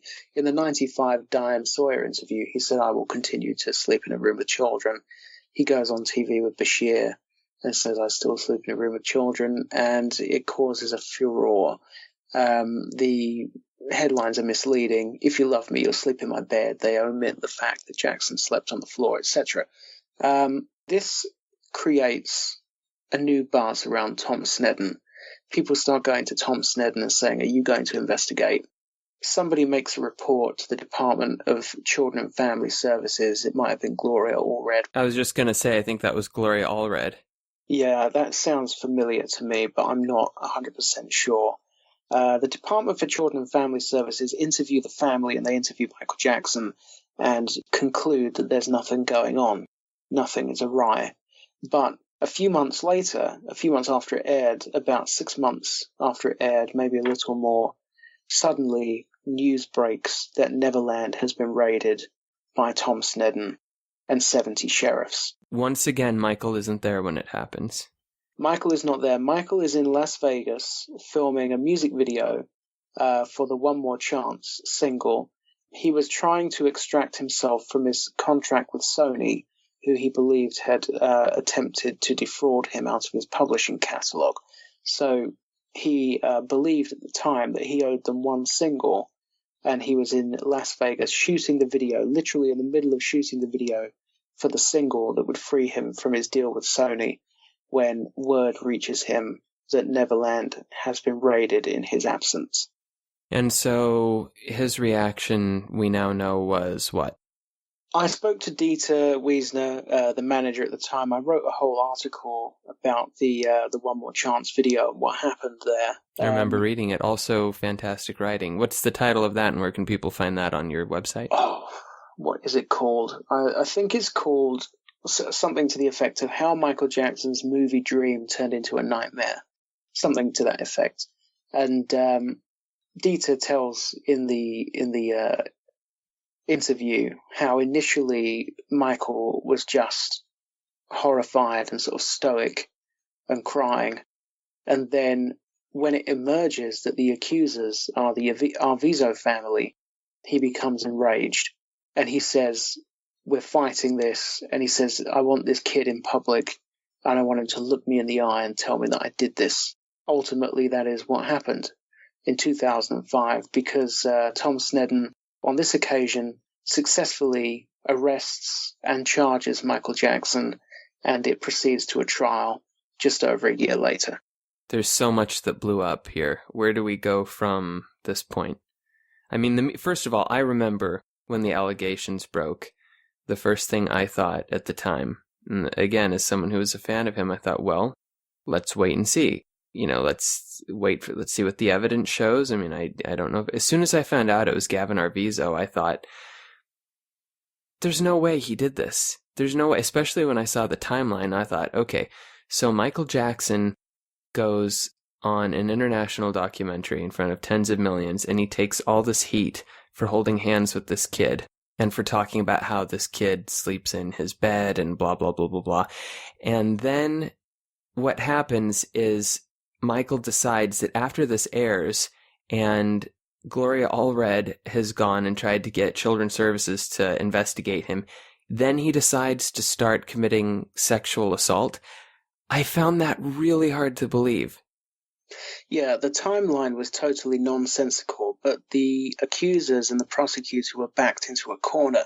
They were stuck in a situation where the family had known Michael Jackson for about 3 years, maybe 4 years before they made this allegation. But unfortunately for them, they had appeared in a Martin Bashir documentary where they'd spoken about what a lovely person Michael Jackson was and how he was a father figure and he'd saved their son from cancer. So it was not really feasible for them to then go on the record and say, yeah, all this time Michael was abusing Gavin and we just decided to lie about it on TV. So the only way that an allegation could be brought was to claim that it had happened after the Martin Bashir documentary. When everyone was on red alert, and Michael knew everyone was on red alert. Exactly. I mean, the story that they go to court with is that Michael Jackson begins molesting Gavin Arvizo in the middle of the Department for Children and Family Services investigation, in which the Department for Children and Family Services are asking Gavin Arvizo whether he's ever been molested. That is the timeline that they go to court with. And the timeline was compromised further because it turned out that in the weeks immediately after the documentary aired, Michael had commissioned by a rival TV station, a documentary called Take Two, The Footage You Were Never Meant to See. And it's a counterattack on Martin Bashir, where... hosted by Maury Povich. hosted by Maury Povich for some reason. And Michael had been secretly recording his interviews with Martin Bashir, which is devastating for Bashir. Which Bashir didn't know. Oops. Because Bashir didn't know. And he's captured all this footage of stuff that Bashir has cut out of his documentary, and he's lied and he's omitted stuff. For instance, Bashir had asked Michael Jackson's team to invite a bunch of children up to the ranch. And they said, yeah, how many do you want? And he said, oh, maybe 24. And they go, oh, okay. So then they arrange for some kids to come up to the ranch.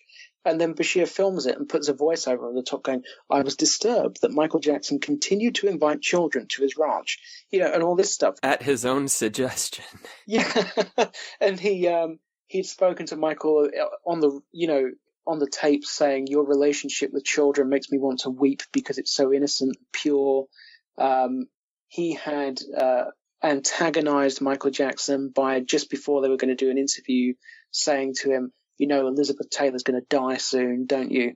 And there was all this stuff that was cut out. It was just outrageous, and it made Bashir look ridiculous. When I saw Take Two, that aired like a week later, when I saw the unedited Bashir footage, I thought to myself, this guy is just like as close to evil as you can call someone, because what he did was he was maliciously dishonest. I mean, it wasn't an accident.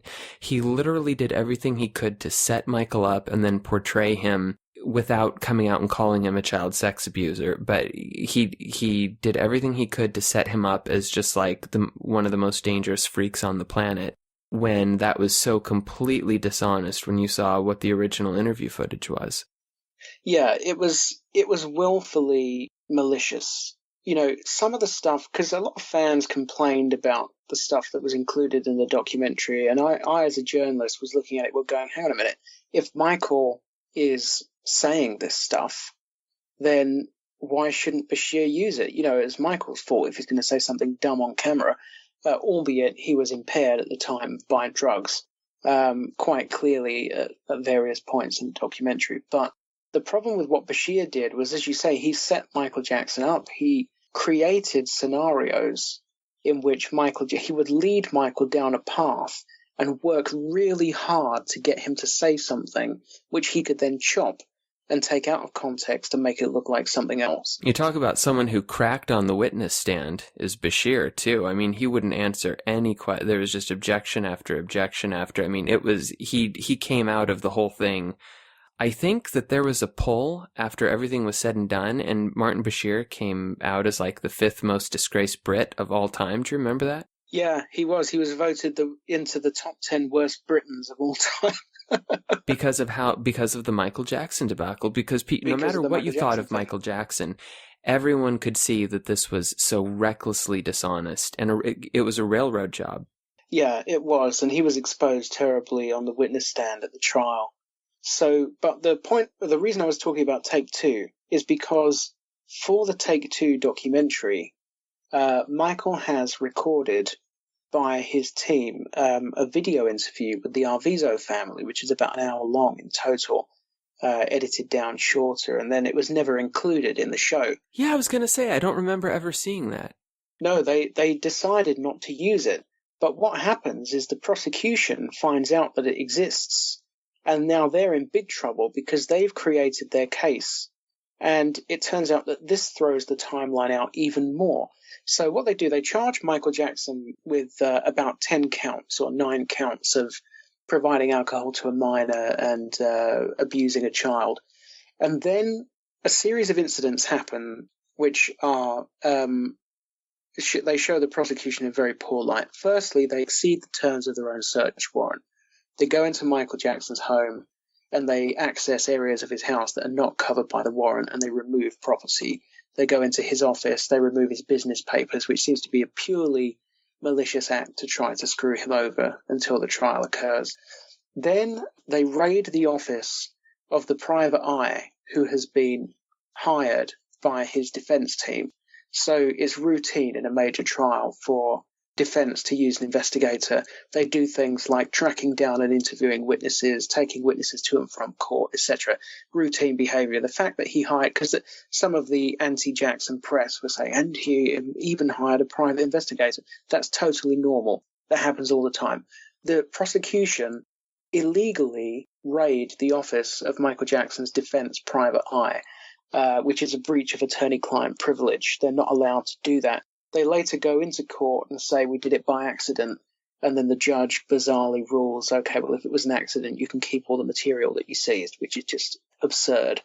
And then they also go into the home of Michael Jackson's personal assistant, Evie Tavassi, and they remove from her home a folder which is marked for Mesereau being Michael Jackson's attorney, which again is a breach of attorney-client privilege.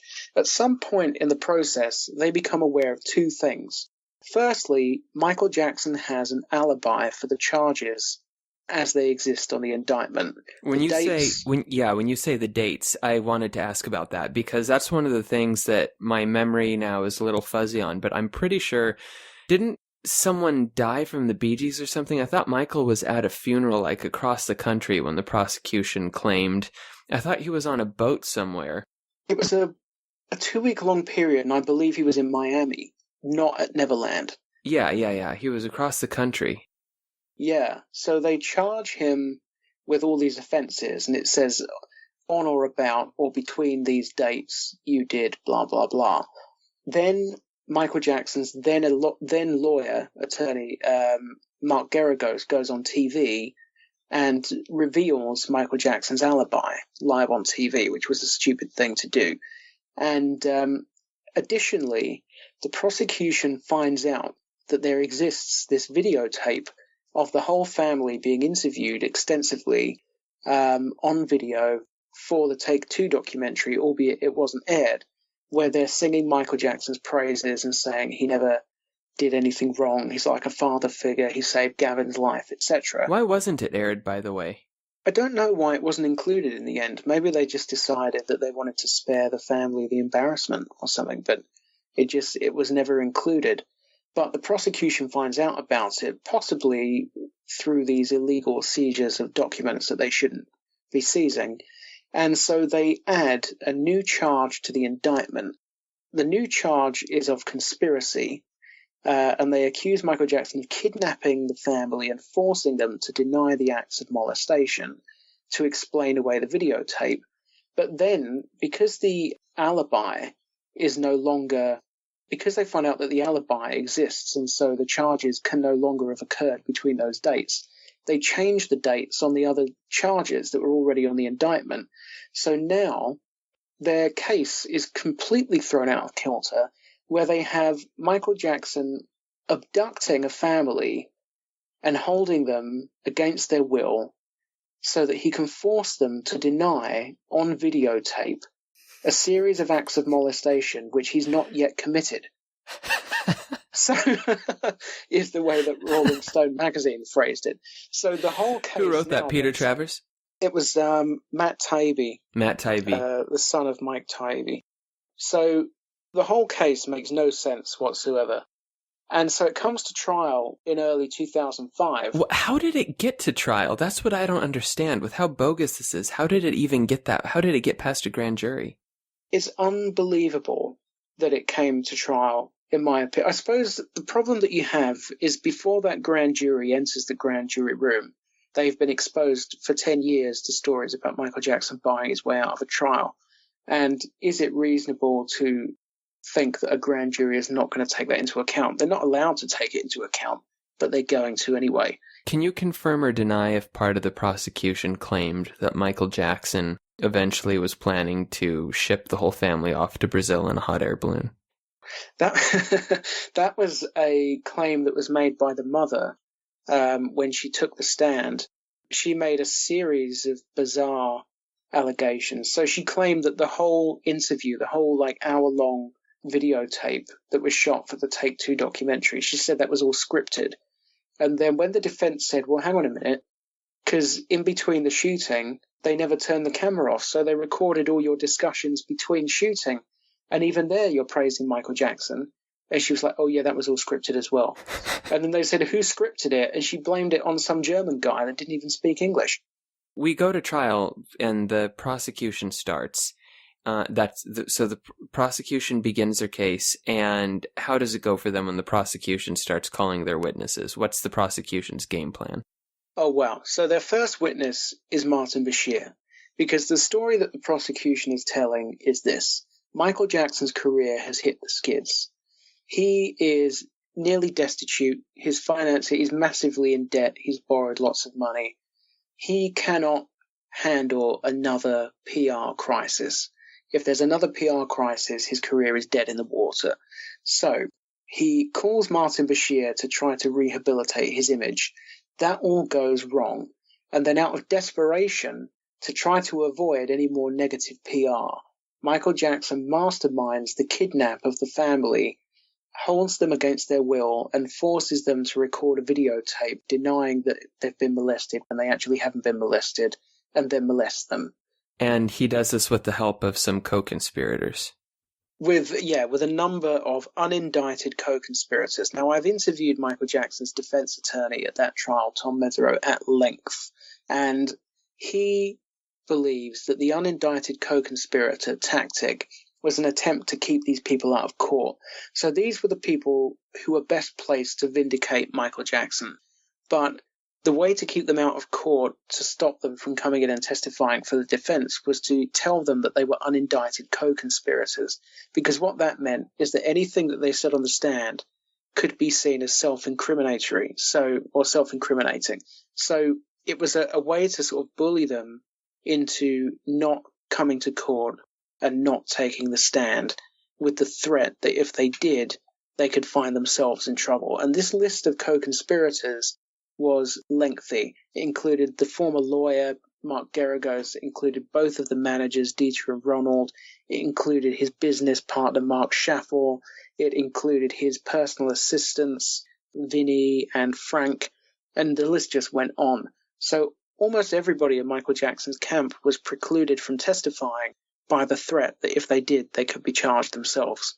And so they opened the case with Martin Bashir. They open the case with Bashir, and what happens with Bashir? So what happens is Bashir comes and takes the stand and refuses to answer any questions at all, citing the journalist's shield statute, which means that journalists cannot be forced to testify about who their sources are or to reveal unpublished journalistic material. But he raises this statute in response to every question he's asked, no matter how basic, and even if it would not involve disclosing a source or disclosing unpublished journalistic material. Why did the judge let that fly? Because I read that in Aphrodite's book. Well, what happened was Mesereau repeatedly asked for Bashir to be held in contempt of court, and the judge said he would stay his decision. He said, your request is noted and I will make a decision at a later point. But what Mesereau did was he took advantage of the situation. So you've got Bashir sitting there refusing to answer anything. And so Mesereau just stands up and tells the whole story through questions. Stands up and says, is it not true that you told Michael Jackson you were going to introduce him to Kofi Annan and help him to organize a World Children's Day? Is it not true that you told him that the documentary was about his work with AIDS sufferers and about his charity work? Is it not true that you promised to interview his friends and then you failed to do it? Is it not true that you asked for the children to be brought to the ranch, etc., etc.? And then he starts introducing documents, and he says, Mr. Bashir, Michael Jackson's signature on this document is different than it is on this document, isn't it? Bashir refuses to answer. Did you forge a signature on this document? He just told the whole story about Bashir and what a rat he was and how the whole thing had been a con job. And Bashir refused to answer any questions. So really, the decision to bring Bashir as the first witness, which Sneddon thought it was a genius because it allowed them to play the videotape of the Living with Michael Jackson documentary, which he was sure was going to immediately prejudice the jurors against Michael Jackson. But what it actually did was it gave Mesereau an opportunity to completely destroy their first witness, so their case got off to a terrible start. And then it got even worse when the second witness was called, and that was Anne Gabriel. And she was a PR lady who'd been brought in to help firefight after the Martin Bashir documentary aired. And she ended up turning into a defense witness and testifying that Michael Jackson had no idea what anybody in his team was doing, and that they were all acting unilaterally, and just really threw a massive spanner in the works for the prosecution, because she totally undermined their conspiracy charge. I guess that when we talk about people who, if it occurred, the sex abuse, the only people that would have firsthand knowledge of it would have been Gavin, his brother claimed to, not the mother, but let's talk about the mother. But let's talk about those three. Those three were the only family that testified in court, correct? I can't remember if the father testified, David Arvizo, but if he did, it was not significant testimony. So can we? Who should we start? I kind of would like to end with. Let's go chronologically with Star, who is the brother. Is the mother on last? The mother came last of the three. Good, because she's my favorite, let's say. Yeah, let's start with Star. Yeah. So Star is Gavin Arvizo's younger brother. There was no accusation that Star had been molested. No, so Star's story was that he had witnessed Gavin being molested on 2 occasions, although he suddenly decided it was 3 on the stand, which didn't do him any favors. But he comes in, he tells a wildly different story than the story that he told originally. When he was first interviewed, he said the first act of molestation that he'd witnessed was Michael Jackson laying in the bed next to his brother, and they were both laying on their side, and Michael Jackson was rubbing his penis against his brother's buttocks. That was what he told the investigators originally. By the time he came to court, he said that they were laying side by side on their backs and that Michael Jackson had his hand in his brother's shorts. So totally different story. Then he comes to court and tells 2 different versions of the same story about the second act of molestation. He claims on the first day that his brother had his trousers on, and then claims on the second day that he didn't. Now, all of this story is predicated on Star being able to enter the room without Michael Jackson catching him. Wasn't there an alarm? There was an alarm on the door. So Michael Jackson obviously lives in a very busy house. There are chefs, there are cleaners, etc., up and down the house all the time. And he's fiercely protective of his privacy. He's also very frightened of his children being abducted. For what reason, I don't know. I think his ex-wife, Debbie Rose, said that they had received specific threats. Hence the masks. Point. Yeah, that's why the children wore masks. And all of the bedrooms in the house had locks on. So in order to enter Michael Jackson's bedroom, he had to bypass an alarm, which would sound like on a sensor. So if somebody walked past it, almost like a doorbell going off would ring in Michael Jackson's bedroom. So Star claims that on 2 occasions he walks into Michael Jackson's bedroom and sees his brother being molested. But it hinges on Star being able to walk into the bedroom without the alarm going off. Now, Star, to put it politely, is not a skinny child. Star is quite big for his age. And the idea that he would be able to sneak past this alarm was not feasible. And the defense brought into evidence videos of people trying to walk past the alarm without setting it off, and it couldn't happen. So the story didn't make any sense. And I seem to remember reading from transcripts, and again, because I'm going back to 2005 here to try and remember this, so over 10 years, but I believe that it either ended when Mesereau cross-examined him with I remember reading, and did the alarm go off when you approached the bedroom? Yes. Like, he admitted that, yeah, the alarm was going off, and Michael Jackson just continued to do what he was doing to your brother? Yeah. Or something like that is what I recall. Yeah, his testimony was quite bizarre. Well, I think the apple doesn't fall too far from the tree, as we're about to find out.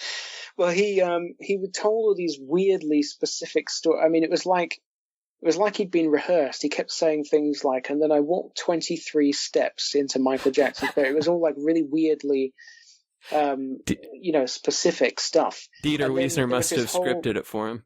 Well, you know what was great was Mesereau ruined him on cross-examination because he said, how do you know how many steps there were? And he said, I have this thing where whenever I climb up steps, I count them.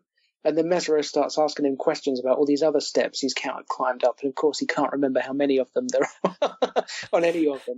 So it just was, like, ridiculous. And then there was a whole section about where they claimed that while they were kept hostage at Neverland, they weren't allowed to look at clocks.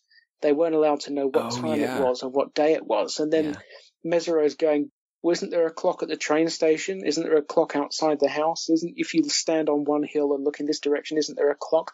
There were clocks everywhere at Neverland. I mean, it was like Disney World. There's a clock as big as Rhode Island outside of the main house. Yeah. It's just crazy. His testimony was terrible. And then there was this whole issue with the wine cellar where... Okay, two things. Before we get into the wine, what do you make of people like Diane Dimond, Nancy Grace claiming that the only reason Michael Jackson had an alarm outside his bedroom was to alert him to stop sexually abusing kids when people would walk up? I mean, how could they possibly claim to know that? And it's just a silly thing to say. If you live in a house which is very busy with workmen, gardeners, cleaners, chefs, etc., walking around all the time, it's reasonable that you would want a bit of warning before people come into your room. The other thing that you have to remember is that Michael Jackson, as we saw him, was not Michael Jackson as he looked. Michael Jackson had a skin condition called vitiligo, which left his whole body, including his face, covered in blotches. Right. And he also suffered a terrible burn in a Pepsi commercial, which left him partially bald and scarred on his head. And he had to wear hair pieces for the rest of his life. And by that point in his life also, his hair had receded and the front of his head had been tattooed black and he wore a permanent wig.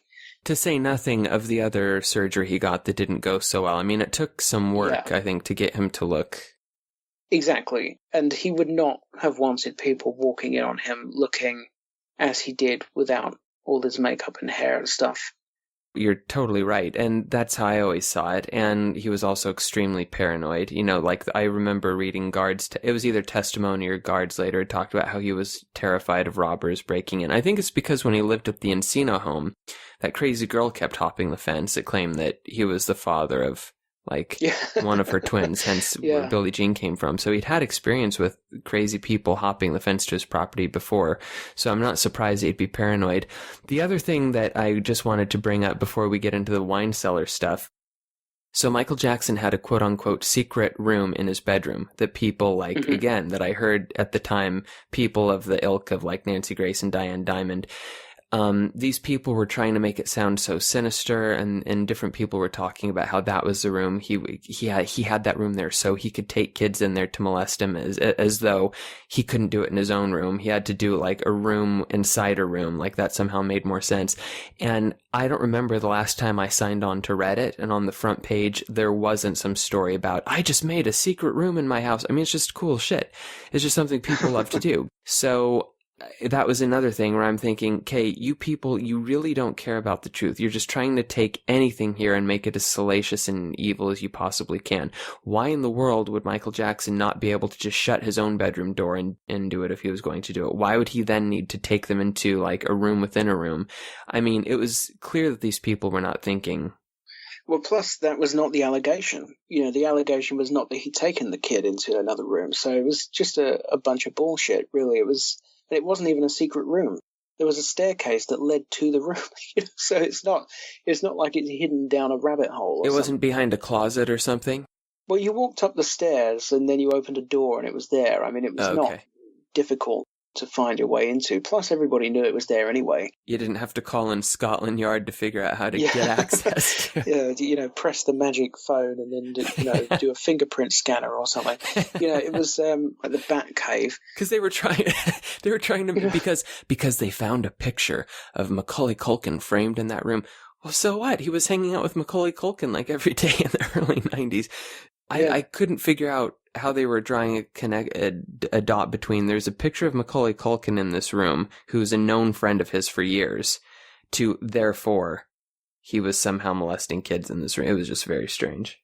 The lengths the media went to were quite ridiculous. The way they would try to reframe everything, so he can't just have a playroom in his house. It has to be a secret playroom. And it can't just have dolls in it, which children play with. It's creepy dolls, creepy, dead-eyed, whatever, or models of children. Not a doll, it's a model of a child, So it's the way they take everything and try to... I mean, Tom Sneddon even took art books, legitimate art books, which you can go into a shop today and buy, And because they had like cherubs in and things, he was claiming that this was indicative of an interest in child pornography, which is just lunacy. Thomas Mesereau wrote in a document that was submitted to the court, he said, "Not since the dark days of almost a century ago has a prosecutor tried to claim that ownership of work by a known artist is evidence of a crime against the state." And again, people say about those books, because some of those books, two in particular, one of those books I remember reading, Michael had written this wistful thing. It was very sad about. I look at how joyful these boys look like. This is how I wish that my life had been, or something to that sentiment. Yeah, very sad. And people will say these are pictures of young, sometimes naked boys, sometimes blah blah blah. And this is the exact type of book that a pedophile would own, and blah blah blah. Well, just pedophiles also drink milk. Do you drink milk? I mean, yeah. I'm sure. Yeah. There's no doubt in my mind that some people who have a sexual interest in children could potentially own books like that or those books. But that does not therefore mean that everyone who, again, these books you can legally buy. These are not. I can go into a shop today and buy that book if I want to buy it. Yeah. I mean, it's a totally legal art book. They are art books. Just as a point of fact, whether or not you believe he did it, you have to come to grips with reality here. These are legal art books. And the story went around again 2 years ago. For some reason, it came back up in the media about the quote-unquote child pornography they found at Neverland. Oh, yeah. I know the story. That was all fake. It was all fabricated. Of course it was. Yeah. But here's what I asked people. So Michael Jackson, during the trial, he was charged with 10 felony counts and 4 lesser degree. Okay? 14 counts in total. And owning child pornography is a crime. Okay, he was not charged with owning child pornography because he didn't own child pornography. And I said to people, I said, why can't you just use your head for 2 seconds? Just Google the charges. If they had found child pornography at the time, and it's just now making the media rounds again, ask yourself, why was he not charged with it? Because this is a bogus story. It's not true. Anyway, sorry, we'd gone off on kind of a tangent. We were about to get into what was known at the time as Jesus juice in the wine cellar. Jesus juice, yeah. Yeah, could you talk about that? So Michael Jackson was accused on this occasion of getting the boy drunk so that he could be molested by giving him wine. And the accusation was that he had been giving him wine from a wine cellar at Neverland, which was referred to by Michael Jackson as Jesus juice. Which is a story which has remained, prevalent until today. People talk about it as if it's fact. It's not fact. It's conjecture. And the wine cellar incident, so there were witnesses who came to court and said Michael Jackson didn't give them wine. They stole the key to the wine cellar, and we caught them in there without Michael Jackson present. And there were witnesses who came to court and they said we caught them in his bedroom when he wasn't there. They'd learned the code and they'd gone into his bedroom when he was off the ranch. There were people that came into court and said we caught them in his bedroom going through his drawers and his suitcases and looking at pornography, because Michael Jackson owned a lot of heterosexual pornographic magazines. That the prosecution tried to somehow claim meant that he therefore had an interest in young boys, which I couldn't figure out. Yeah, that was a peculiar... Well, what they had a problem. So they raid Neverland. They find about 5 art books, or maybe 7 art books, something like that, which are legal art books that you can buy in a shop. One of them depicted gay S&M photography. 2 of them, I think, had photographs of children, including some boys naked jumping in a lake, that sort of thing. And some of them were just sort of S&M photography books, that sort of thing. But then they find also quite a large number of heterosexual pornographic magazines, which Michael Jackson had in a suitcase in his bedroom, or a briefcase maybe. And they're stuck with a problem here, because this is evidence that Michael Jackson is a heterosexual man, seemingly. Which you can still sexually abuse kids and be heterosexual. Yes, absolutely. But it was damaging. It was damaging to their case that Michael Jackson was obsessed with children and obsessed with little boys and etc. So they had to build into the case that he was showing these magazines to kids, and that was the reason that he owned them. And so there were two things. They introduced fingerprint evidence where they found his fingerprint and the boy's fingerprint, Gavin Arvizo's fingerprint, on the same page of one of the magazines. So firstly, witnesses came to court and said, we caught those kids in his bedroom without his permission when he was not there, going through all this stuff and looking at his magazines. And secondly, Tom Snedden, during the grand jury proceedings, was accused of giving one of the magazines to the boy, or giving a number of the magazines to the boy. To Gavin. To Gavin, to say, was this, did Michael show you this magazine? Did Michael show you that magazine? Then putting them into evidence bags and sending them to fingerprint analysis. Okay, so I want to repeat that real quick. So before the trial starts, just to hit this home. Yeah. Snedden, the district attorney, is claiming that Michael Jackson showed the boys these heterosexual porn magazines to get them aroused, so they'd be aroused by naked women and therefore somehow desire Michael Jackson to have sexual relations with them. Okay, that's strange in and of itself. But secondly, during the grand jury proceedings, Snedden took these magazines. He handed them to Gavin to look at. Gavin's not wearing any gloves here, okay? So what is happening? Gavin's fingerprints are now going to be found all throughout these magazines he's being handed. Then after that, Snedden takes the magazines back and he sends them to an evidence lab where he asks them to please test the magazines and see if they can find Gavin's fingerprints on the magazines that he just had Gavin thumb through. Exactly. That is the contention by the defense. Why did the media not cover that? Well, why did the media... Yeah, I know. That's a rabbit hole. I've spoken to various journalists that were at the trial, and there were a few who sort of despaired of the way that the press at large was covering the case. One of them was Linda Deutsch, I spoke to, and she said it was the worst experience. She's like the grande dame in America of court reporting. She's been at every major trial in America since Manson. And she said it was her worst experience of her life covering a trial because the press was so biased and so unethical and so immature and like bullies, essentially. She said it was like hanging around with a pack of school bullies for 4 months in Santa Maria. I swear to God, the mindset was he has a funny looking face. He molested this kid. Yeah, it was, I mean, I spoke to one witness. I'm not going to name them because I don't think they want me to, but I spoke to a witness in the case who was a prosecution witness in the trial. And they told me that the media was so involved in the trial and the prosecution case that they took that witness shopping and picked their outfit for them before they went to testify. That is what they told me. That's what this witness told me. And they told me that every prosecution witness that they knew was selling stories to the press, which was illegal because there was a gag order and also because you're just not supposed to do that. But the way they were getting around it was that they were selling interviews, but they were invoicing it as photo shoots. So they do an interview and then they take a couple of pictures, and then all the money would be paid for a photo shoot and not for an interview. So the media was totally inserting itself into the prosecution case.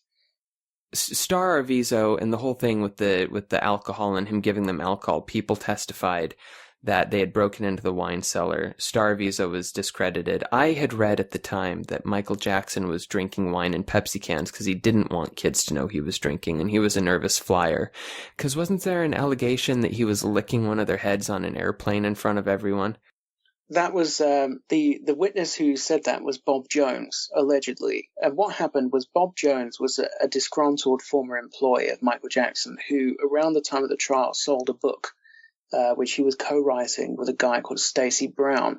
Stacey Brown is well known to Michael Jackson fans as a extremely disreputable journalist. Just generally, I mean, he's been in trouble for various ethical issues over his career. So he's working on this book with Stacey Brown, and in the book it says that Bob Jones was on the plane, and no, it doesn't. It says that Bob Jones was with Michael Jackson once and saw him lick a child's head, right? They call Bob Jones to court and say, didn't you see Michael Jackson lick a child's head? And he's like, what are you talking about? Anyway, it turns out he never wrote that portion of the book. He said he had no recollection of seeing Michael Jackson lick a child's head. He had no idea why it was in the book. So that was the witness that they called to corroborate the Arvizo's claim that Michael had licked the boy's head on the plane, licked Gavin's head on the plane. So that just ended up standing alone as a... what was coincidental? How coincidental that should appear in Bob Jones's book, and then the Arvizos say it, and then it turns out Bob Jones never saw it. It's kind of suspicious. Because there were all these documents and stories that were in the public domain for the Arvizos to pick from if they wanted to. Some kind-hearted soul decided to help the Arvizos out by leaking Jordan Chandler's deposition from the original 93 case. Yeah. So if you're one of the Arvizos, you now have a roadmap. Yeah. So it's suspicious that this story appears in Bob Jones's book, then the Arvizos parrot it, and then it turns out the story was guff. Let's get to Gavin's testimony. Yeah. Can you give us a breakdown of how that went? Aphrodite Jones, by the way, I want to point out Aphrodite Jones, who is a pretty famous crime reporter, she all throughout the trial was saying he's guilty, he's guilty, he's guilty. Afterwards, she had a total change of heart when she went by herself. She said she kind of removed herself from the frenzy and looked at all the evidence by herself. She watched Gavin Arvizo's videotape testimony to the police several times. And she became convinced that it was all a total sham. And she wrote a book called Michael Jackson Conspiracy, all about how it was obvious that he was innocent. And she was talking about how, I remember when she was describing Gavin Arvizo's interview to the police, he seemed very disinterested. He perked up when they offered him soda. He was kind of like, yeah, whatever, yeah, oh yeah, sure, yeah, then that happened type of thing, So could you talk about Gavin on the stand and how that went? He came across as surly, according to various witnesses, and kept referring to the prosecutor, Tom Snedden, as Tom, which sort of indicated an inappropriate level of closeness. They're definitely on a first-name basis. So the story that Gavin told never really made sense, because the story is, I was on cancer medication, which meant that I couldn't take alcohol if I wanted to. Right. Then Michael gave me alcohol, which would have made me very ill and possibly made me unconscious. And then, having sedated me by giving me alcohol, he molested me, which I remember for reasons unknown. So it was like, so he sedated you with alcohol, but you remember him. The whole thing made no sense. His story contradicted that of his brother, who had supposedly witnessed it. One thing I wanted to ask you about that I remembered was that Gavin, I think it was on the stand when he was asked about being shown porn magazines, he claimed that he had never, it was shocking, right? Because he had never seen a naked woman before. And that was something that even people that were against Michael on TV said that they found very hard to believe, that this kid had never come across porn before. Do you recall that testimony? Yeah, he claimed that he'd never used the internet to look for pornography. He claimed that he'd never heard certain words before. Well, he would be the only teenage boy who hadn't. Yeah, exactly. The other thing that was significant was that to demonstrate the supposed grooming process, he had told the police and said in court that Michael Jackson told him, you have to masturbate, boys have to masturbate, because if they don't, they get pent up and then they go out and rape someone. So boys will become rapists if they don't masturbate, was what Gavin claimed that Michael said to him. But under cross-examination by Michael's defense attorney, Tom Mesereau, he admitted that it was actually his grandmother who had told him that, not Michael Jackson, which meant that the whole grooming story was predicated on a lie. Sounds like a great family. Good advice, Grandma. Well, I mean, so you've got this kid comes in, he had a bad attitude, according to various people that were in the courtroom, really surly, really aggressive, messing around. And then he started complaining in the middle. So this was under cross-examination by Mesereau. This was a Mesereau masterstroke. So he took a massive risk because the kid kept saying, Gavin Arvizo kept saying something about Michael. He was mad at Michael. And Tom Mesereau, he told me that you're taught as a lawyer in cross-examination never ask a question that begins with why, because you open yourself up to a bombardment of negative testimony. You have to ask closed questions, yes and no questions, or questions that you already know the answer to. But he took a massive risk. He sensed the atmosphere. He sensed the boy's attitude. And something just told him that if he asked this question, he would get a response that would be really damning for the prosecution. And he broke all the rules and he said, "Why are you so mad at Michael Jackson?" And Gavin Arvizo snaps back, "Because he stopped calling me and he didn't have to do that. Why did he have to cut me out of his life?" Didn't say because he molested me. Didn't say because he sexually abused me and took advantage of me. Didn't say because I was a cancer patient and he gave me alcohol. He said because he stopped calling me. You know who that reminds me of? Evan Chandler. Yeah. Yeah. It was a really... Mesereau thought it was the most seismic moment of that cross-examination, that he gave the boy this golden opportunity.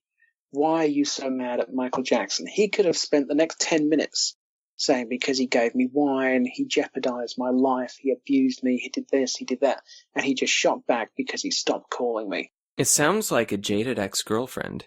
That's kind of the way it came across, actually, was that the whole family just seemed to be really cheesed off because Michael had cut them out. So after the Bashir thing, the family go to Florida with Michael, the Arvizo family, and Chris Tucker comes and joins them. Or maybe he goes with the family. But anyway, Chris Tucker is there. He'd already known the family. He already knew them through their dubious fundraising and celebrity meetups and all that sort of thing, which I'll come to later. But so what happens is they're all together, and the family is bugging Chris Tucker because they keep saying they want him to give them his car. They keep saying, "You've got loads of money, you've got enough cars, you could just give us this car and it wouldn't matter." And he found it very strange. And he takes Michael aside and he says to him, "Michael, there's something wrong with this family. I'm warning you now, there is something seriously wrong with this family." And Michael just basically cuts them out. Michael had given them a car. The car broke. He said he was going to get it fixed. Then this all happens and he ends up not getting it fixed because he's been warned off, don't have anything more to do with this family. And they got furious that he wouldn't give them the car back or he wouldn't buy them a new car. Gavin Arvizo seems furious that he's not getting the phone calls from Michael Jackson that he used to. There was another incident that he talks about in his testimony that he was really angry because one time they went to Neverland and stayed there for free. And when they got there, the staff told them that Michael was not at the ranch. I remember that. And then they saw him in the library and they were angry that he was avoiding them. So there was an atmosphere around the whole case that if Michael had not cut this family off, if Michael had kept buying them things and kept acknowledging them and answering their calls and so on, then this case would never have been taken to the DA. It was almost like, okay, he's not giving us anything anymore, so we're going to take something. That was the attitude that you were getting. And let's get to probably my favorite witness, the mother. Yeah, the mother is, wow. She was the one who was snapping at I think the foreman of the jury. Snapping Wasn't he a fingers. Mexican man? Yeah, Paul Rodriguez was the foreman. He was a retired school principal. And at some point she starts snapping her fingers at him and she's like, "You know how our culture is," or something like that. Yeah, and that angered a lot of the jurors. A lot of the jurors really did not take to this lady. And some of it was to do with the evidence that was brought forward by the defense. So she takes the stand, and what happens? So during the prosecution case, so with a prosecution witness, they come on the stand, the prosecutors have direct examination, they question the witness, then the defense cross-examines. So the prosecution bring the mother on for direct examination, and they can't control her. So every question they ask her, she goes off on some crazy tangent, ranting and raving. The Germans were conspiring against us, blah, blah, blah. The Germans. Yeah, she kept talking about the Germans. The Germans were trying to ruin us and all this stuff. I'm pretty sure, if I remember right, Thomas Mesereau, Michael's defense attorney, decided not to ever object during her testimony. Exactly. He said there were members of the defense team who were looking at him like, why are you not objecting to this woman's testimony? Because she's just going off on all these tangents. She's going beyond the scope of the questioning. He was like, this is fantastic, because she is revealing with every runaway tangent that she goes on, she is betraying her true colors. Yeah. She's telling us who she really is. She's a crazy person who just rants and raves about the craziest stuff. As you said earlier, she claimed at one point that she believed that she was going to be kidnapped in a hot air balloon. So then, after this crazy direct examination, which just goes on, because Mesereau decides not to object, and the prosecutor, Tom Snedden, one of the team of he's leading the team of prosecutors, he is seen with his head in his hands as this lady is testifying, because it's such a disaster for the prosecution. Then comes the cross-examination. Buckle your seatbelt. Yeah, because I mentioned earlier that the family had been fundraising for the boy's cancer treatment. Well, it turns out they already had medical insurance. The whole thing was a scam. They'd scammed the local newspaper. There'd been a story in the local newspaper where they'd encouraged local people to donate money to help pay for his medical bills. They didn't need any of that money. And then when they didn't earn enough out of it, they went back to the newspaper, complained, and demanded a second story because they didn't think they'd made enough money. They had befriended George Lopez, the chat show host and comedian, and then accused him of trying to steal their money and asked him to repay them the money that they said he'd stolen. They had befriended another comedian, a female comedian, and told them that they needed her to donate like $10,000 or something, and then they didn't spend it on what they said they would. They had befriended Chris Tucker. They had started asking him to give them his car, which he didn't appreciate. They had telephoned Jay Leno and got through to Jay Leno on the phone, and the boy was talking to Leno, and Leno could hear the mother in the background prompting Gavin Arvizo as to what to say. And he was so freaked out by the whole thing and thought it was a scam that he told his producers, don't ever put that kid through to me again. He came and testified to that. I felt like Jay Leno was very unfair to Michael Jackson during the trial, and that's really surprising to me because Jay Leno himself thought this family was so whack that he wanted nothing to do with them. Yeah, it was peculiar because he made no bones about the fact that he thought Michael Jackson was guilty. He complained bitterly about having to go and testify. In the end, he did have to go to testify. He ended up, he went in, he had to tell the truth, and the truth was damaging to the prosecution.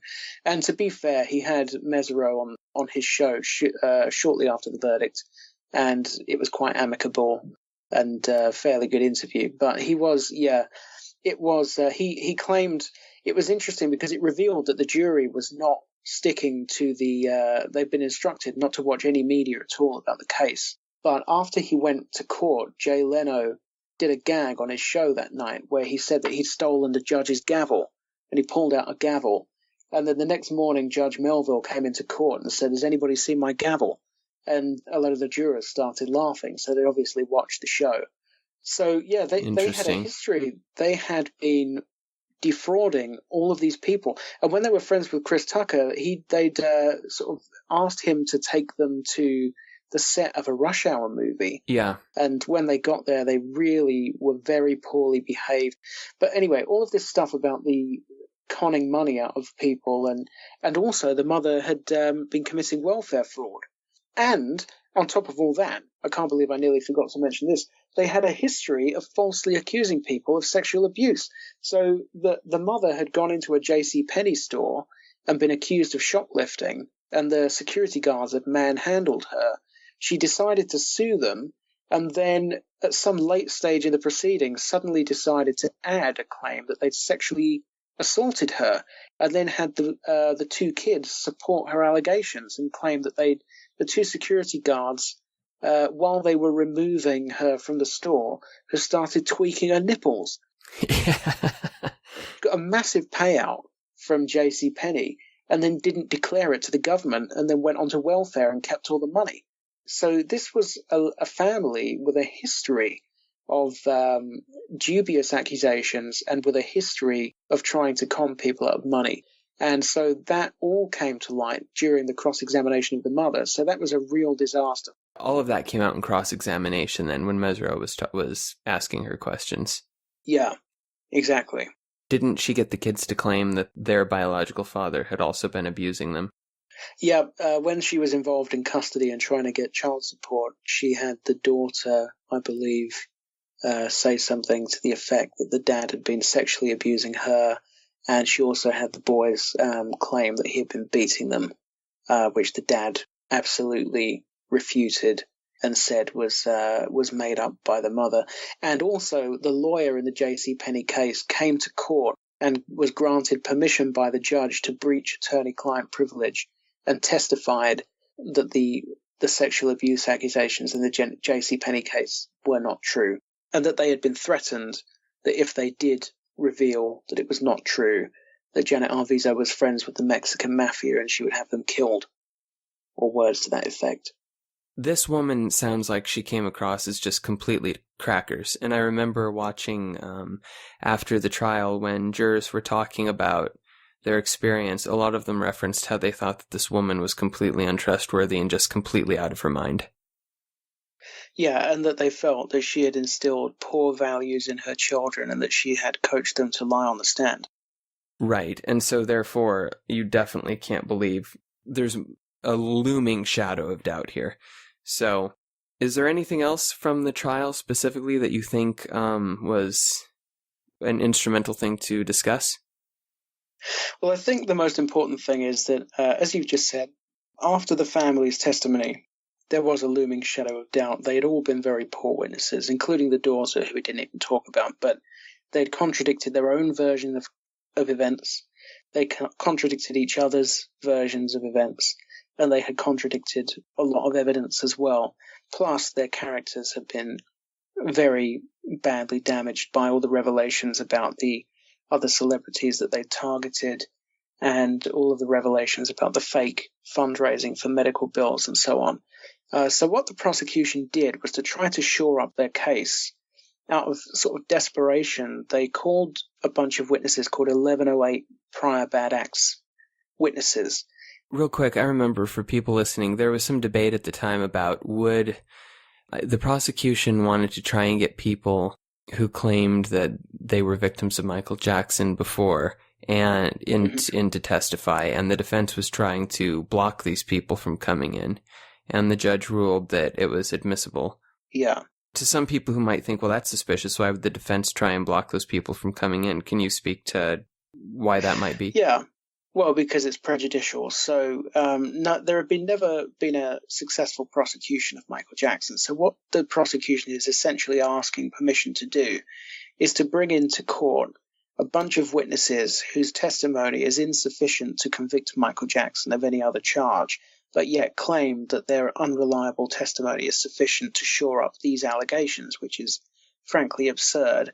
But actually, it ended up helping the defense, I think, because some of the people that they brought in were so outrageous. So it was kind of an act of desperation, because some of these people were witnesses that they had rejected in the 1993 case. There was two former Neverland chefs called the Laymarks who had sold stories to tabloids in 93 and 94. And there was evidence that they had agreed to make their stories of alleged abuse that they'd witnessed increasingly graphic in return for increasingly large paychecks. And the police had interviewed them at the time in 1993 and ruled that they were not credible. And yet suddenly they're calling them, the DA is calling them as witnesses in this case. The same was true of a couple called the Quindoys, who'd worked at Neverland and said that they'd witnessed inappropriate behavior. They were undermined because they'd actually given interviews in 1992 twice after they left Neverland, in which they just said what a lovely man Michael Jackson was and how much they loved him. And then come 1993, they're suddenly charging money to accuse him of abuse. So they were interviewed at the time in 93, 94 by the police, and again rejected as being not credible. Suddenly they're called to court to testify in the 2005 trial. And it was just like mudslinging. They were calling all disgruntled ex-employees. There were some people called the Neverland Five who had been sacked from Neverland for stealing and had all brought a class action suit for wrongful termination. They had lost and ended up owing Michael Jackson money. They had claimed on TV and in tabloids in 94 and 93 that they had witnessed inappropriate behavior, but then admitted in their depositions in the trial that they hadn't, and then had to come to court and claim that they had again, and they were discredited. It was just this parade of totally unreliable perjurers who either had perjured themselves in previous cases or were perjuring themselves in this case, seemingly because they were contradicting again their own versions of events, each other's versions of events, plus the evidence. Snedden didn't seem to know what in the world he was doing in bringing these people in. And another thing that I thought was weird was that when Snedden claimed that it was, I forget if it was either him or Zonin, but one of the prosecutors claimed, or I think they told the jury in the beginning that they were going to somehow prove that Michael Jackson had abused Macaulay Culkin and all these people. Mm-hmm.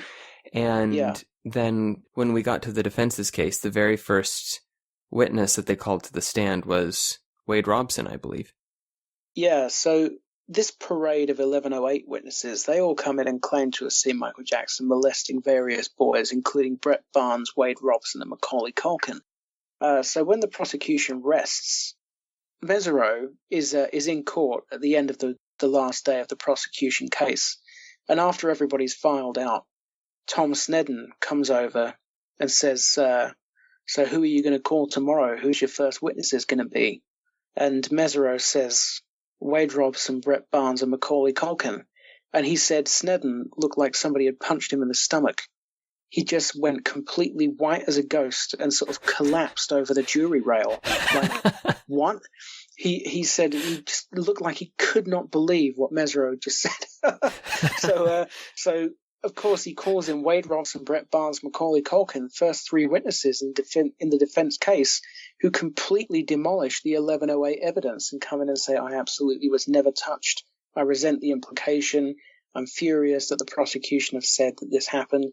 And they were incredibly strong witnesses, and it just made the prosecution look ridiculous. The jury in particular, I remember, were talking about how much they enjoyed Macaulay Culkin's testimony. Oh, really? I don't remember that. I remember when they were asked on, I forget what shows it was, but I remember at least one person had commented that Macaulay Culkin came across as just like a very nice, well-thought-out guy. If he didn't understand something, he'd ask for clarification, and that they really, really paid attention to Macaulay Culkin when he testified. Yeah, it was embarrassing. It was embarrassing for the prosecution, and during Wade Robson particularly. So the allegation, I believe, was that Wade Robson had been molested in a dance studio and had been molested in a jacuzzi or something. But Wade Robson is very strenuously denying all of these claims. And then the prosecutor who was cross-examining him was Ron Zonin. And sort of out of desperation, he goes, well, what if Michael Jackson molested you when you were asleep? Then you wouldn't know about it, would you? You know, your witnesses have never suggested that Wade Robson was molested in his sleep. You know, you're just clutching at straws now. I mean, you could say that to anyone. One quick thing on Wade Robson. So he has since come out since Michael's death and claimed that from the time he was 7 to 16, he was raped, right? Like these are allegations above and beyond the worst that were even alleged in like the 2003 trial in 1993.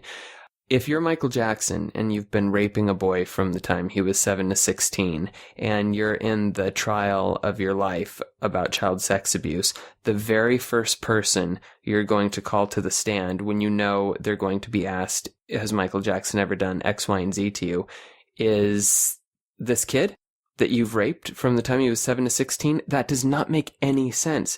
And I can't figure out, Wade Robson, he was either lying then or he's lying now.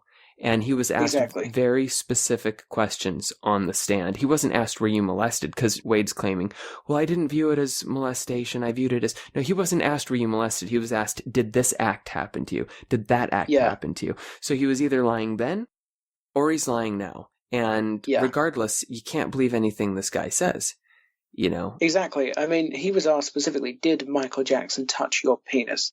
Did Michael Jackson touch your button?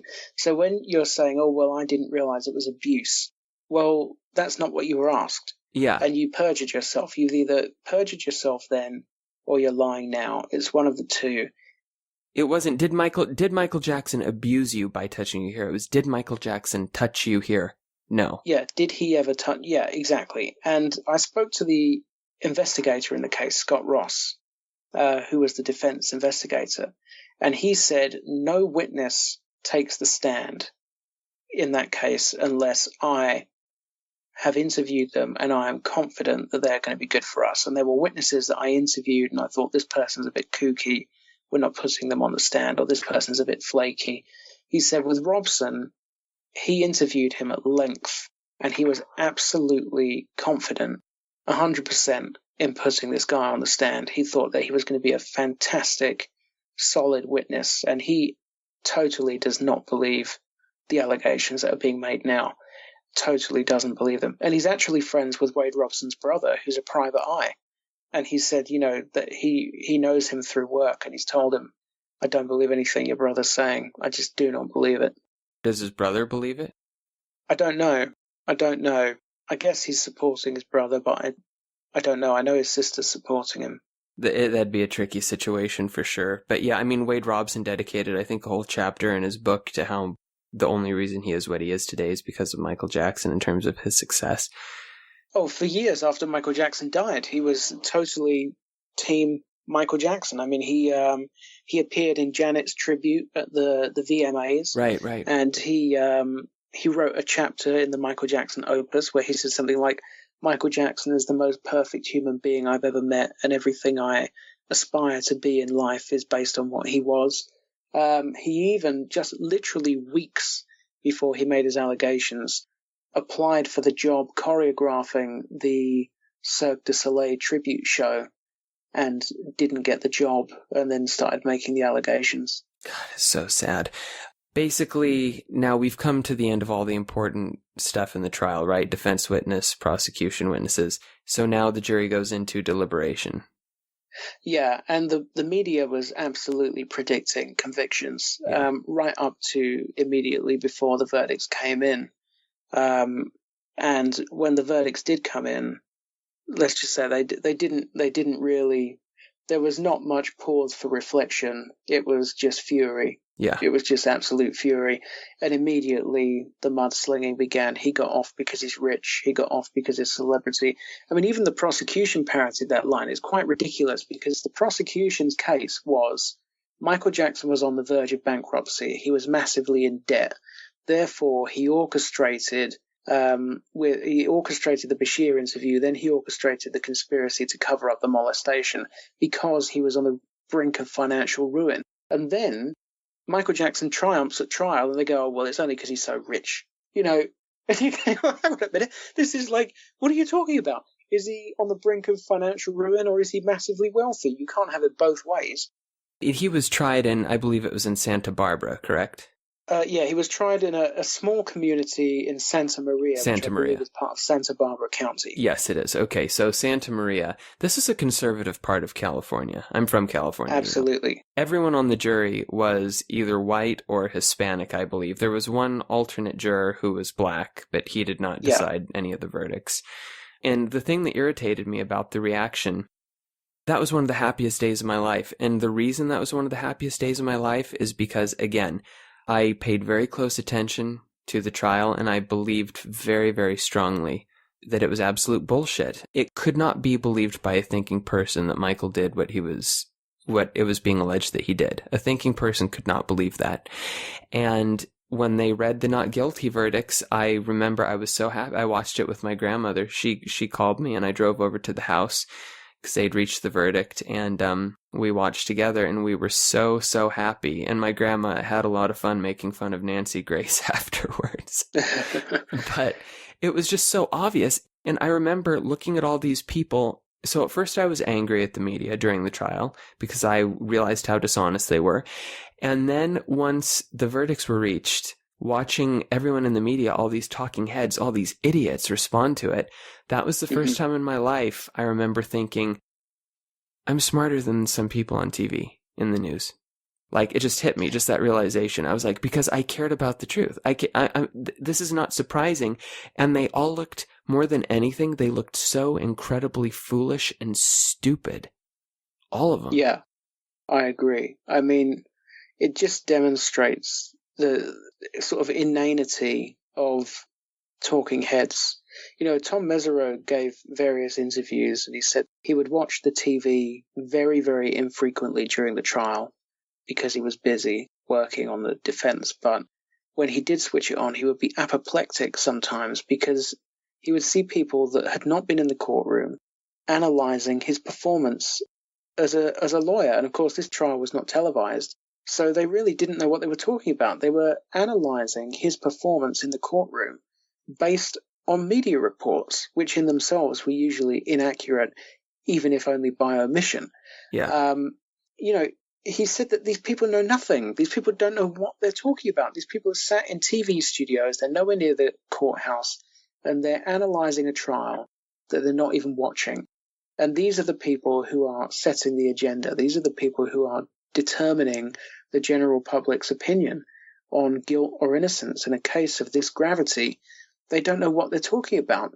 And it was shocking. I mean, I remember being in the UK. There's a chat show that used to be on called Richard and Judy. It was a husband and wife TV presenting couple. And they would be on TV for an hour nightly live on Channel 4. And they would do quizzes and news discussions and all that kind of stuff. And they would periodically have panels of British journalists sitting in the studio saying, what do you think of this week's developments in the trial? And you go, these people don't know anything. They weren't there. Yeah. You know, you can't analyze a trial based on what you've read in a newspaper. Every day in that trial, there would have been 5-6 hours of testimony. What they were doing, they were judging Michael Jackson and the mythology surrounding him and kids. That was the filter through which they took in what was happening at the trial, which made it impossible. They went in with so many presuppositions. It was even the press that were in the courtroom were massively biased. So J. Randy Taraborelli told a story that when they were in the queue to get their media credentials at the beginning of the trial, there was a journalist there from a kind of an upper-class magazine, a hoity-toity magazine, a female journalist, and she was absolutely indignant about the fact that she was having to stand in a line and wait for her press credentials. And all of a sudden, she just went, for goodness sake, does anybody in this line actually believe he's innocent except J. Randy Taraborelli? She just had this massive outburst in front of everyone. And he said it was just horrible. You were surrounded by people who went into the trial from the very beginning wanting him to be guilty and convinced that he was guilty and totally unreceptive to hearing any evidence to the contrary. And that was what Linda Deutsch said as well. She said it was the worst trial she covered in a career spanning about 5 decades of court reporting. She said it was like being surrounded by idiots and bullies. No, that's exactly what it was. It was idiots and bullies. The comments that they were making about him on TV, it was the most biased coverage collectively by everyone that I've ever seen. I mean, if there was nothing that no news, I mean, news stations are always, you know, there's the left, there's the right, everyone, at least in America, was propagating the idea that he had to have done it, that he had to have been guilty. I want to ask you about something here. There were some tapes that came out that it appeared that Aaron Carter did not know he was being recorded. Now, Aaron Carter has always defended Michael Jackson. He speaks highly of him to this day. He doesn't believe that he did anything criminal. But it's some stuff that has always bothered me that Aaron Carter says on these tapes. And he talks about that Michael wanted him to sleep in his room one night when Aaron Carter was hanging out at Neverland. Aaron was like 15 at this time. So they get a cot and everything, and it's like 5 a.m, and Aaron Carter wakes up, and Michael Jackson's like sitting at the foot of his bed. And it's kind of hard to hear the rest of the conversation. And in one of the videotapes I saw, like the camera angle was angled so that it looked like it was maybe in a bag on the floor, kind of like looking up at him. I remember that. It was the journalist was called Daphne Barak, the lady who recorded it. Yeah. I think it was she's blonde, right? Yeah. Yeah. He never says anything criminal happened, but he talks about how there was weird stuff, and he talks about how Michael would drink in front of him sometimes. And I don't recall with 100% precision if Aaron had said that Michael had given him alcohol. Do you remember hearing that? No, I don't. I'm hazy on it, but I remember that it happened. I remember the lady was called Daphne Barak, and she went through a phase of publishing these sort of dubious interviews with people connected to Michael Jackson, which caused a lot of controversy. Another one was with his former nanny, Grace Rawamba. So the Aaron Carter stuff, first of all, ever since I heard it, I believed Aaron Carter 100%. And again, to be clear, Aaron Carter's not saying that anything criminal happened. He's just saying that it was just a weird thing. Just like he wakes up at 5 a.m. and there's Michael at the foot of his bed, and I don't know if he wants to start the day or what exactly, where they're going from there. It's a short clip. But whatever was going on in Michael's head, I am convinced that in 2003 that he was innocent, just as you've said you are, both on this podcast and the prior one. The case was such a joke. 1993 makes me slightly nervous. I think part of it is just not knowing. There's certain things that we're not clear on, like when he was staying at Jordan's house, where was he sleeping? It would really bother me if I knew for sure that they were sleeping in Jordan's bed, and it would, why would the adults allow that to happen? Why would Michael want to do that? There's basically two schools of thought here. One, Michael wanted to be so close to these kids and stuff because he had a sexual interest in them. I'm open to that, except there's no evidence for it. There's nothing convincing. There's no credible witnesses. Everyone's perjured themselves 10 ways till Sunday. I mean, there's not a shred of evidence to suggest that that is the case, is the thing. I understand it looks bad. The other option, clearly he had some mental issues stemming from childhood and wanting to be a kid. I just keep wondering and just thinking, like, I wonder if his growth was so stunted and he really was stuck trying to constantly live out this childhood. Then everyone looks at this guy and he appears so freakish to so many people that they just assume, well, of course he's doing sinister things with kids because they can't relate to him. And they think, well, if I was sleeping in bed with kids, that's the only reason I'd be doing it. Maybe, who knows? What's the best explanation you have? I'm never going to say I know either way what his interest was in children, because nobody can claim to know that. Oh, are you saying that you don't know for sure that it wasn't sexual? No, I'm not saying I believe it was, but right. I say I'm not the kind of person who's going to put myself out there and say I know, because I don't do that, because I'm a journalist. I operate on a evidential basis, right. And there is no way I can claim to demonstrate either way, and I've never claimed to know either way. Although I do say that in each of the cases which was brought, there has been significant doubt, not just reasonable doubt, but significant doubt. And, the last podcast we did was all about the burden of proof and reasonable doubt. And the presumption of innocence. And the presumption of innocence. And I believe in that totally believe in that. And I think it's the most important tenet of a civilized society, really. And there is no way you would get me to convict Michael Jackson on any case that's been brought, either to court or not to court, but any allegation that's been brought, because there has never been a victim who's come forward and said, Michael Jackson did this to me. They just went to the police. They didn't try to get money, and their story was consistent and credible. It's just never happened. Right. And you have to ask, if Michael Jackson was this serial predator of children, where is the credible victim? Where is the victim who comes forward and says, I'm not interested in suing. I'm not interested in talking to the media. All I want to do is talk to the police and go to court, get a conviction. Where is that victim? Where are their parents? They don't exist, it seems. They've never come forward. Even Wade Robson now has filed lawsuits against 50 different companies associated with Michael Jackson, seeking individual payouts from all of them. It's all about money. To me, it's clear that Michael Jackson had an unhealthy obsession with children, not necessarily an unhealthy sexual obsession with children, but an unhealthy obsession with children and childhood. And when he died in his bedroom, Hornby Hills, I think, was where he was living at the time, in North Carolwood Drive. Even when he died, still recovering from the trauma of the 2005 trial, they found notes dotted all around his bedroom that said things like, children are sweet, children are innocent. And you're going, Michael, a child or a group of children and their parents just almost destroyed your life. The reason you're having to do this comeback tour is because you're basically got no earning potential. The only way you can earn any money is through live performance, and your whole life has hit the skids, and it's all because of kids.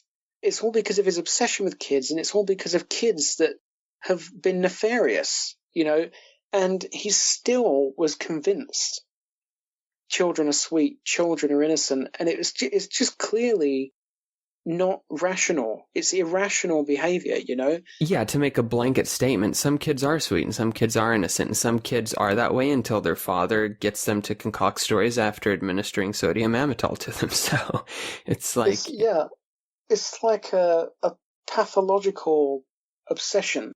Like he's got this weird idea that childhood is the ultimate goal and children are brilliant and their lives are brilliant and I wish I was a child. In spite of the fact that his whole adult life he's just been fucked over by children. This is a man who wasn't very familiar with reality, right? All he knew pretty much was what was inside the gates of Neverland. And whenever he would portray children in his music videos or on stage, he has a girl, literally, it's a sweet sentiment, but when he performed Earth Song on stage on the History Tour, he'd have a little girl walk up to this soldier and hand him like a daffodil, and the soldier would start crying and just put down his gun. And if you think about how absurd that idea is, I mean, that is so, I get, now most people would be like, oh, that's such a sweet art, but then you stop and think, oh no, I think Michael really thinks that could happen. Like Michael really thinks that like, it's not a joke, it's not hyperbole. It's not just an artistic choice. Like Michael really thinks, let's send an army of kids out onto the battlefield with daffodils and just end all the wars. Like part of me thinks that he really, really thought that could happen. However he was viewing kids, it's almost like he did. And I think that's why a lot of kids around Neverland, when it was in art and stuff, I mean, why there were cherubs everywhere. I mean, in Michael's mind, was there really a difference between kids and cherubs? Yeah, he clearly idealized children and idealized childhood in a way that was not rational. You sort of despair a bit because you think if he had continued, say he hadn't died in June 2009, if he continued with that mindset, how long would it have been before he put himself back in the same vulnerable position? Because it was very frustrating because it was like he didn't learn from his mistakes. It was almost like painting a target on your forehead and then handing someone a loaded gun. He just left himself exposed constantly. We didn't see him walking around with kids after the trial, though, did we? We saw him hanging around with kids in London in 2009 after he announced the concerts, but I believe they were his godchildren. Thank goodness. It was Mark Lester's kids, because I remember there was a lot of fans that were pissed off because he went to see the musical Oliver in London, stage musical, and then he came back to his hotel and he got out of his car and some kids got out of the car with him and there were some fans there like, oh, for fuck's sake, like, what are you doing? And it was like for a minute everyone was going, Jesus, what are you doing? And then it turned out it was Mark Lester's kids and Mark Lester was there with him, but for a moment it was like, what are you doing, Michael?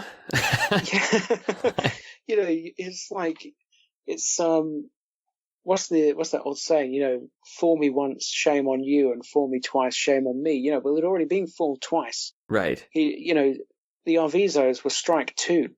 What would have happened if he'd ended up in another courtroom? It didn't bear thinking about, and it was very frustrating to watch him emerge from the trauma of that trial and just think, is he going to learn? Is he going to learn? And Tom Mesereau told him, he said, Michael, you cannot ever do this again. You cannot ever hang around with children again, particularly not in California, because Tom Sneddon will come for you. What did Michael say?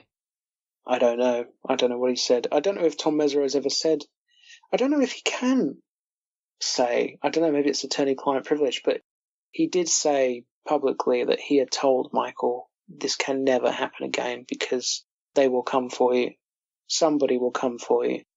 You can answer this however you want, but basically, I want to ask you, first of all, those tapes that came out, and I'll go through this 93 and then the trial, the tapes that came out with Aaron Carter, I totally believe what Aaron Carter said in those tapes. Weird behavior, but nothing criminal. What was your take? Did you believe it? Did you not believe it?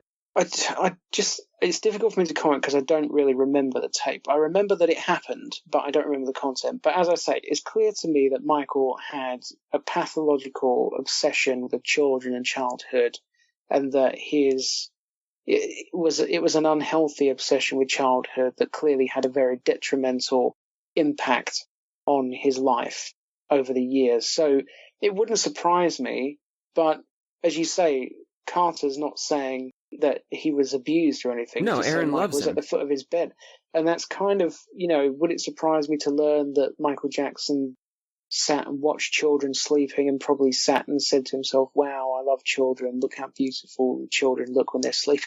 Which, that's going to sound so creepy to certain people. But again, given that it's Michael Jackson, when the whole trial was going on, I thought to myself, probably the best person who has the best chance at beating these allegations is Michael Jackson. Just because, again, it's not like he tried to make any of this a secret. He was proud of it. It was like he literally said at one point when he was asked about sleeping in bed with kids, it's what the whole world should do. That's exactly what he said. It's what the whole world should do. Everyone should just go out and find kids and start having sleepovers. Yeah. And he was sincere in that. And if you're a serial child sex abuser, first of all, you're not going to take a break for 10 years before you reoffend, and reoffend when the issue is white hot about the very kid you're going to start reoffending with. And second, you're not going to advertise it. 2003, I'm beyond convinced that he was not guilty. Your take on 2003? Same or not? 2003, the case was an absolute dud, and it should never have been brought to court. And the doubt was monumental. I mean, it's lunacy that case even came to court, and I have no problems in saying he was absolutely entitled to his not guilty verdicts on every single count in that case. And anybody who's well versed in the evidence, they would be a fool to suggest otherwise. Okay, yeah, so we're in complete agreement. 2003. To me, 93 bothered me the most, but there's no evidence. With 1993, the number one thing that I feel like there's nothing there, because there is nothing there. But I don't know what to make of 93. What do you make of 93? 93 is not the slam dunk not guilty that you got from the Arvizos, but... Is that only because it didn't go to trial? That's what I was going to say. Okay. It never got contested in a court. So all the stuff that we found out about the Arvizos in terms of the welfare fraud, the scamming of other people, etc., that all came out at trial. We don't know what we would have found out about the Chandlers or the Charmatzes, as they're originally called, had it gone to trial. But the doubt is monumental, again, for me. You have a kid who says he's not molested, then he says he is molested, then when he says he is molested, he can't describe the genitals. Then they raid the ranch, they can't find anything that's incriminating. 2 grand juries can't form an indictment, even though they could indict a ham sandwich, as the old saying goes. You've got the dad on tape saying he has no idea if the allegations are true, and he's asked Michael for a lot of money. There's no way you could convict. What do you make of the fact that Jordy would not testify against Michael Jackson in 2003? I mean, of course, you could say, well, he just must have not wanted the publicity and whatever, but you've got to keep in mind the fact that he did legally emancipate himself from the parents, that the witnesses were lined up to come to court and say, he told me it never happened and he hated his parents. So, do you think we'll ever hear from him? I doubt it.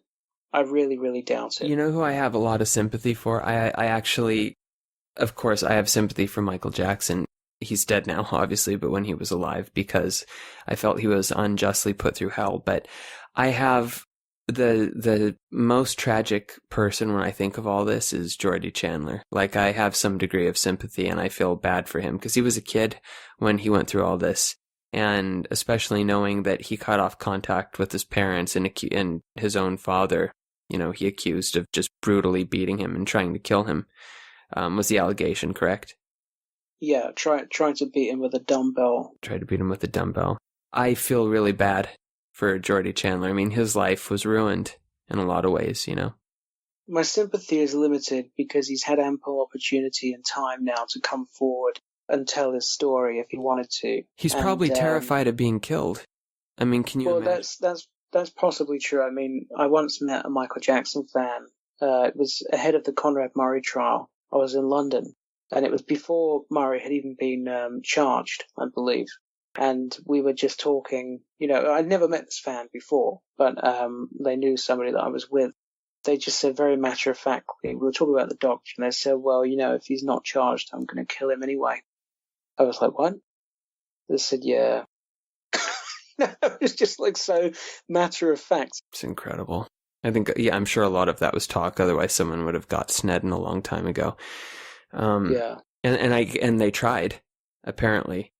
Who did? They tried.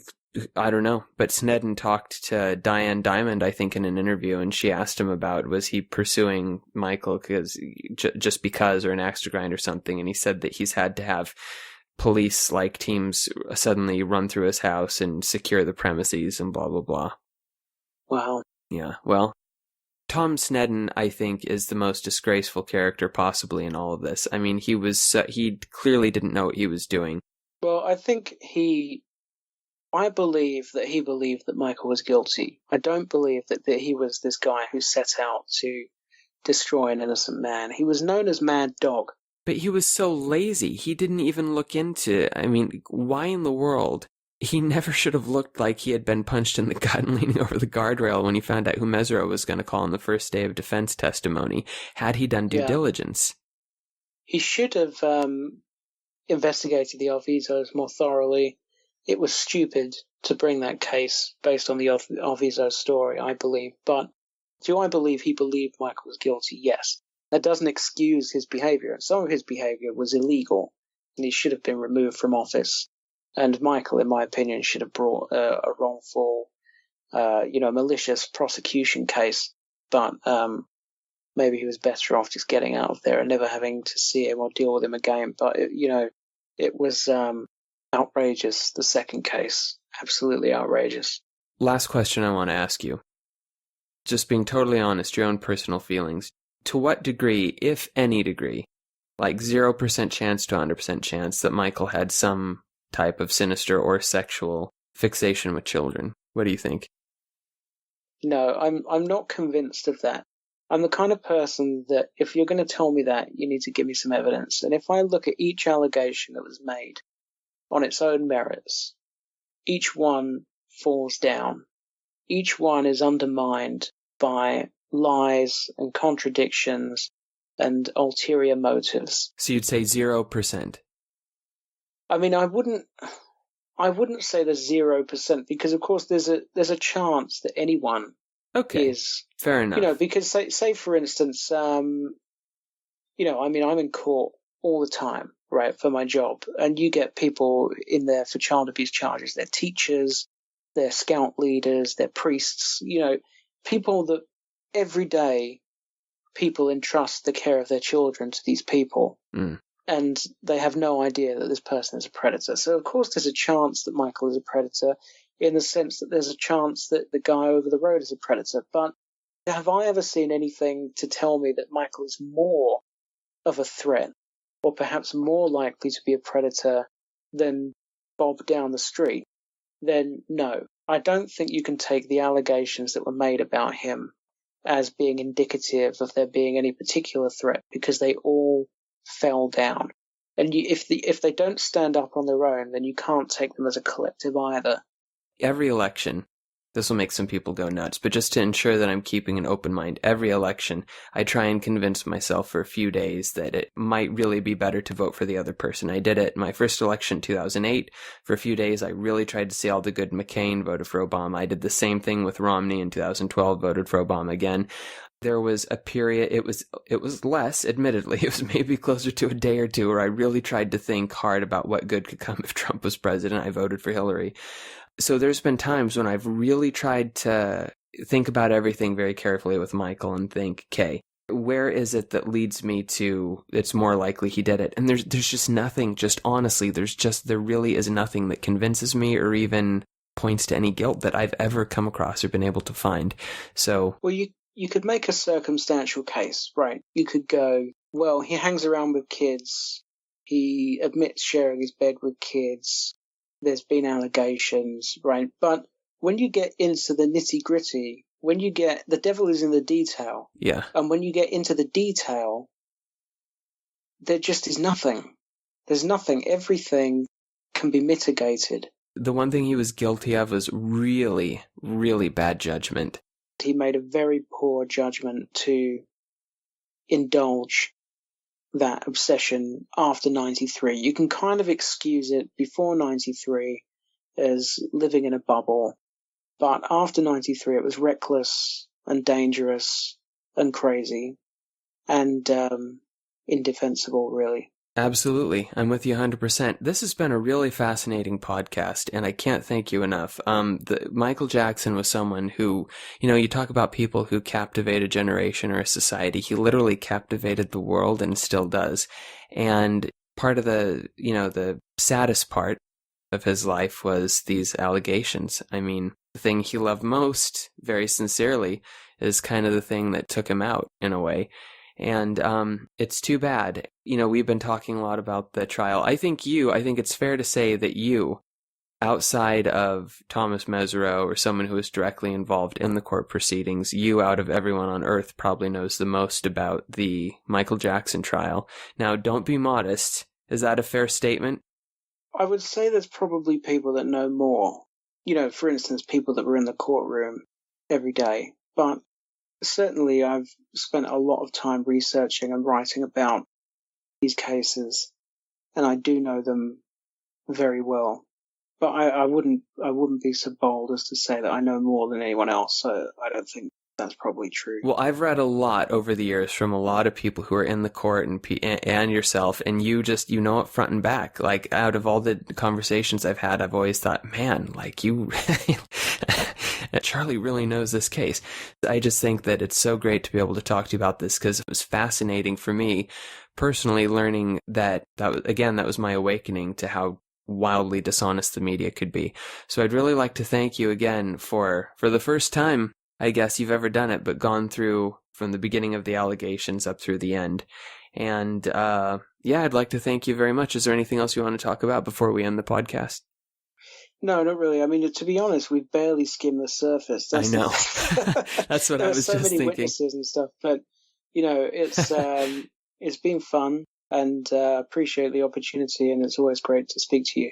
Yeah, it's always great to speak to you too. And the number one thing that I really want people to keep in mind, again, last time I spoke with Charlie, you have to have reasons that make sense and that are logical for your beliefs. And so if you believe that Michael Jackson did it, you should really be able to point to some evidence. And when I say evidence, I don't mean a clip of Bill O'Reilly screaming about how he must be guilty because he's had too many nose jobs. I mean actual evidence. And there is none that either I or Charlie's been able to find. So, I don't know what else to say, but in my book, until I'm shown otherwise, it will always be a really tragic thing that happened to him that never should have happened. So that he helped bring on himself. But anyway. Yeah. Well, I am on Twitter @ReasonBound, and where should people go if they would like to contact you and ask you a ton of questions? Oh, God. My Twitter is @CEThompson, Thompson spelled THOMSON, and my website is www.charles-thompson.net. People should really check out your website. In particular, there's the portfolio section, then you click on features, and there's so many great articles there. I remember the first time I read The Night James Brown Saved Boston, that's on there. Some really great articles that you've written that I hope people check out. So thank you very much, and I'm sure we'll talk again in the near future. Great, thank you.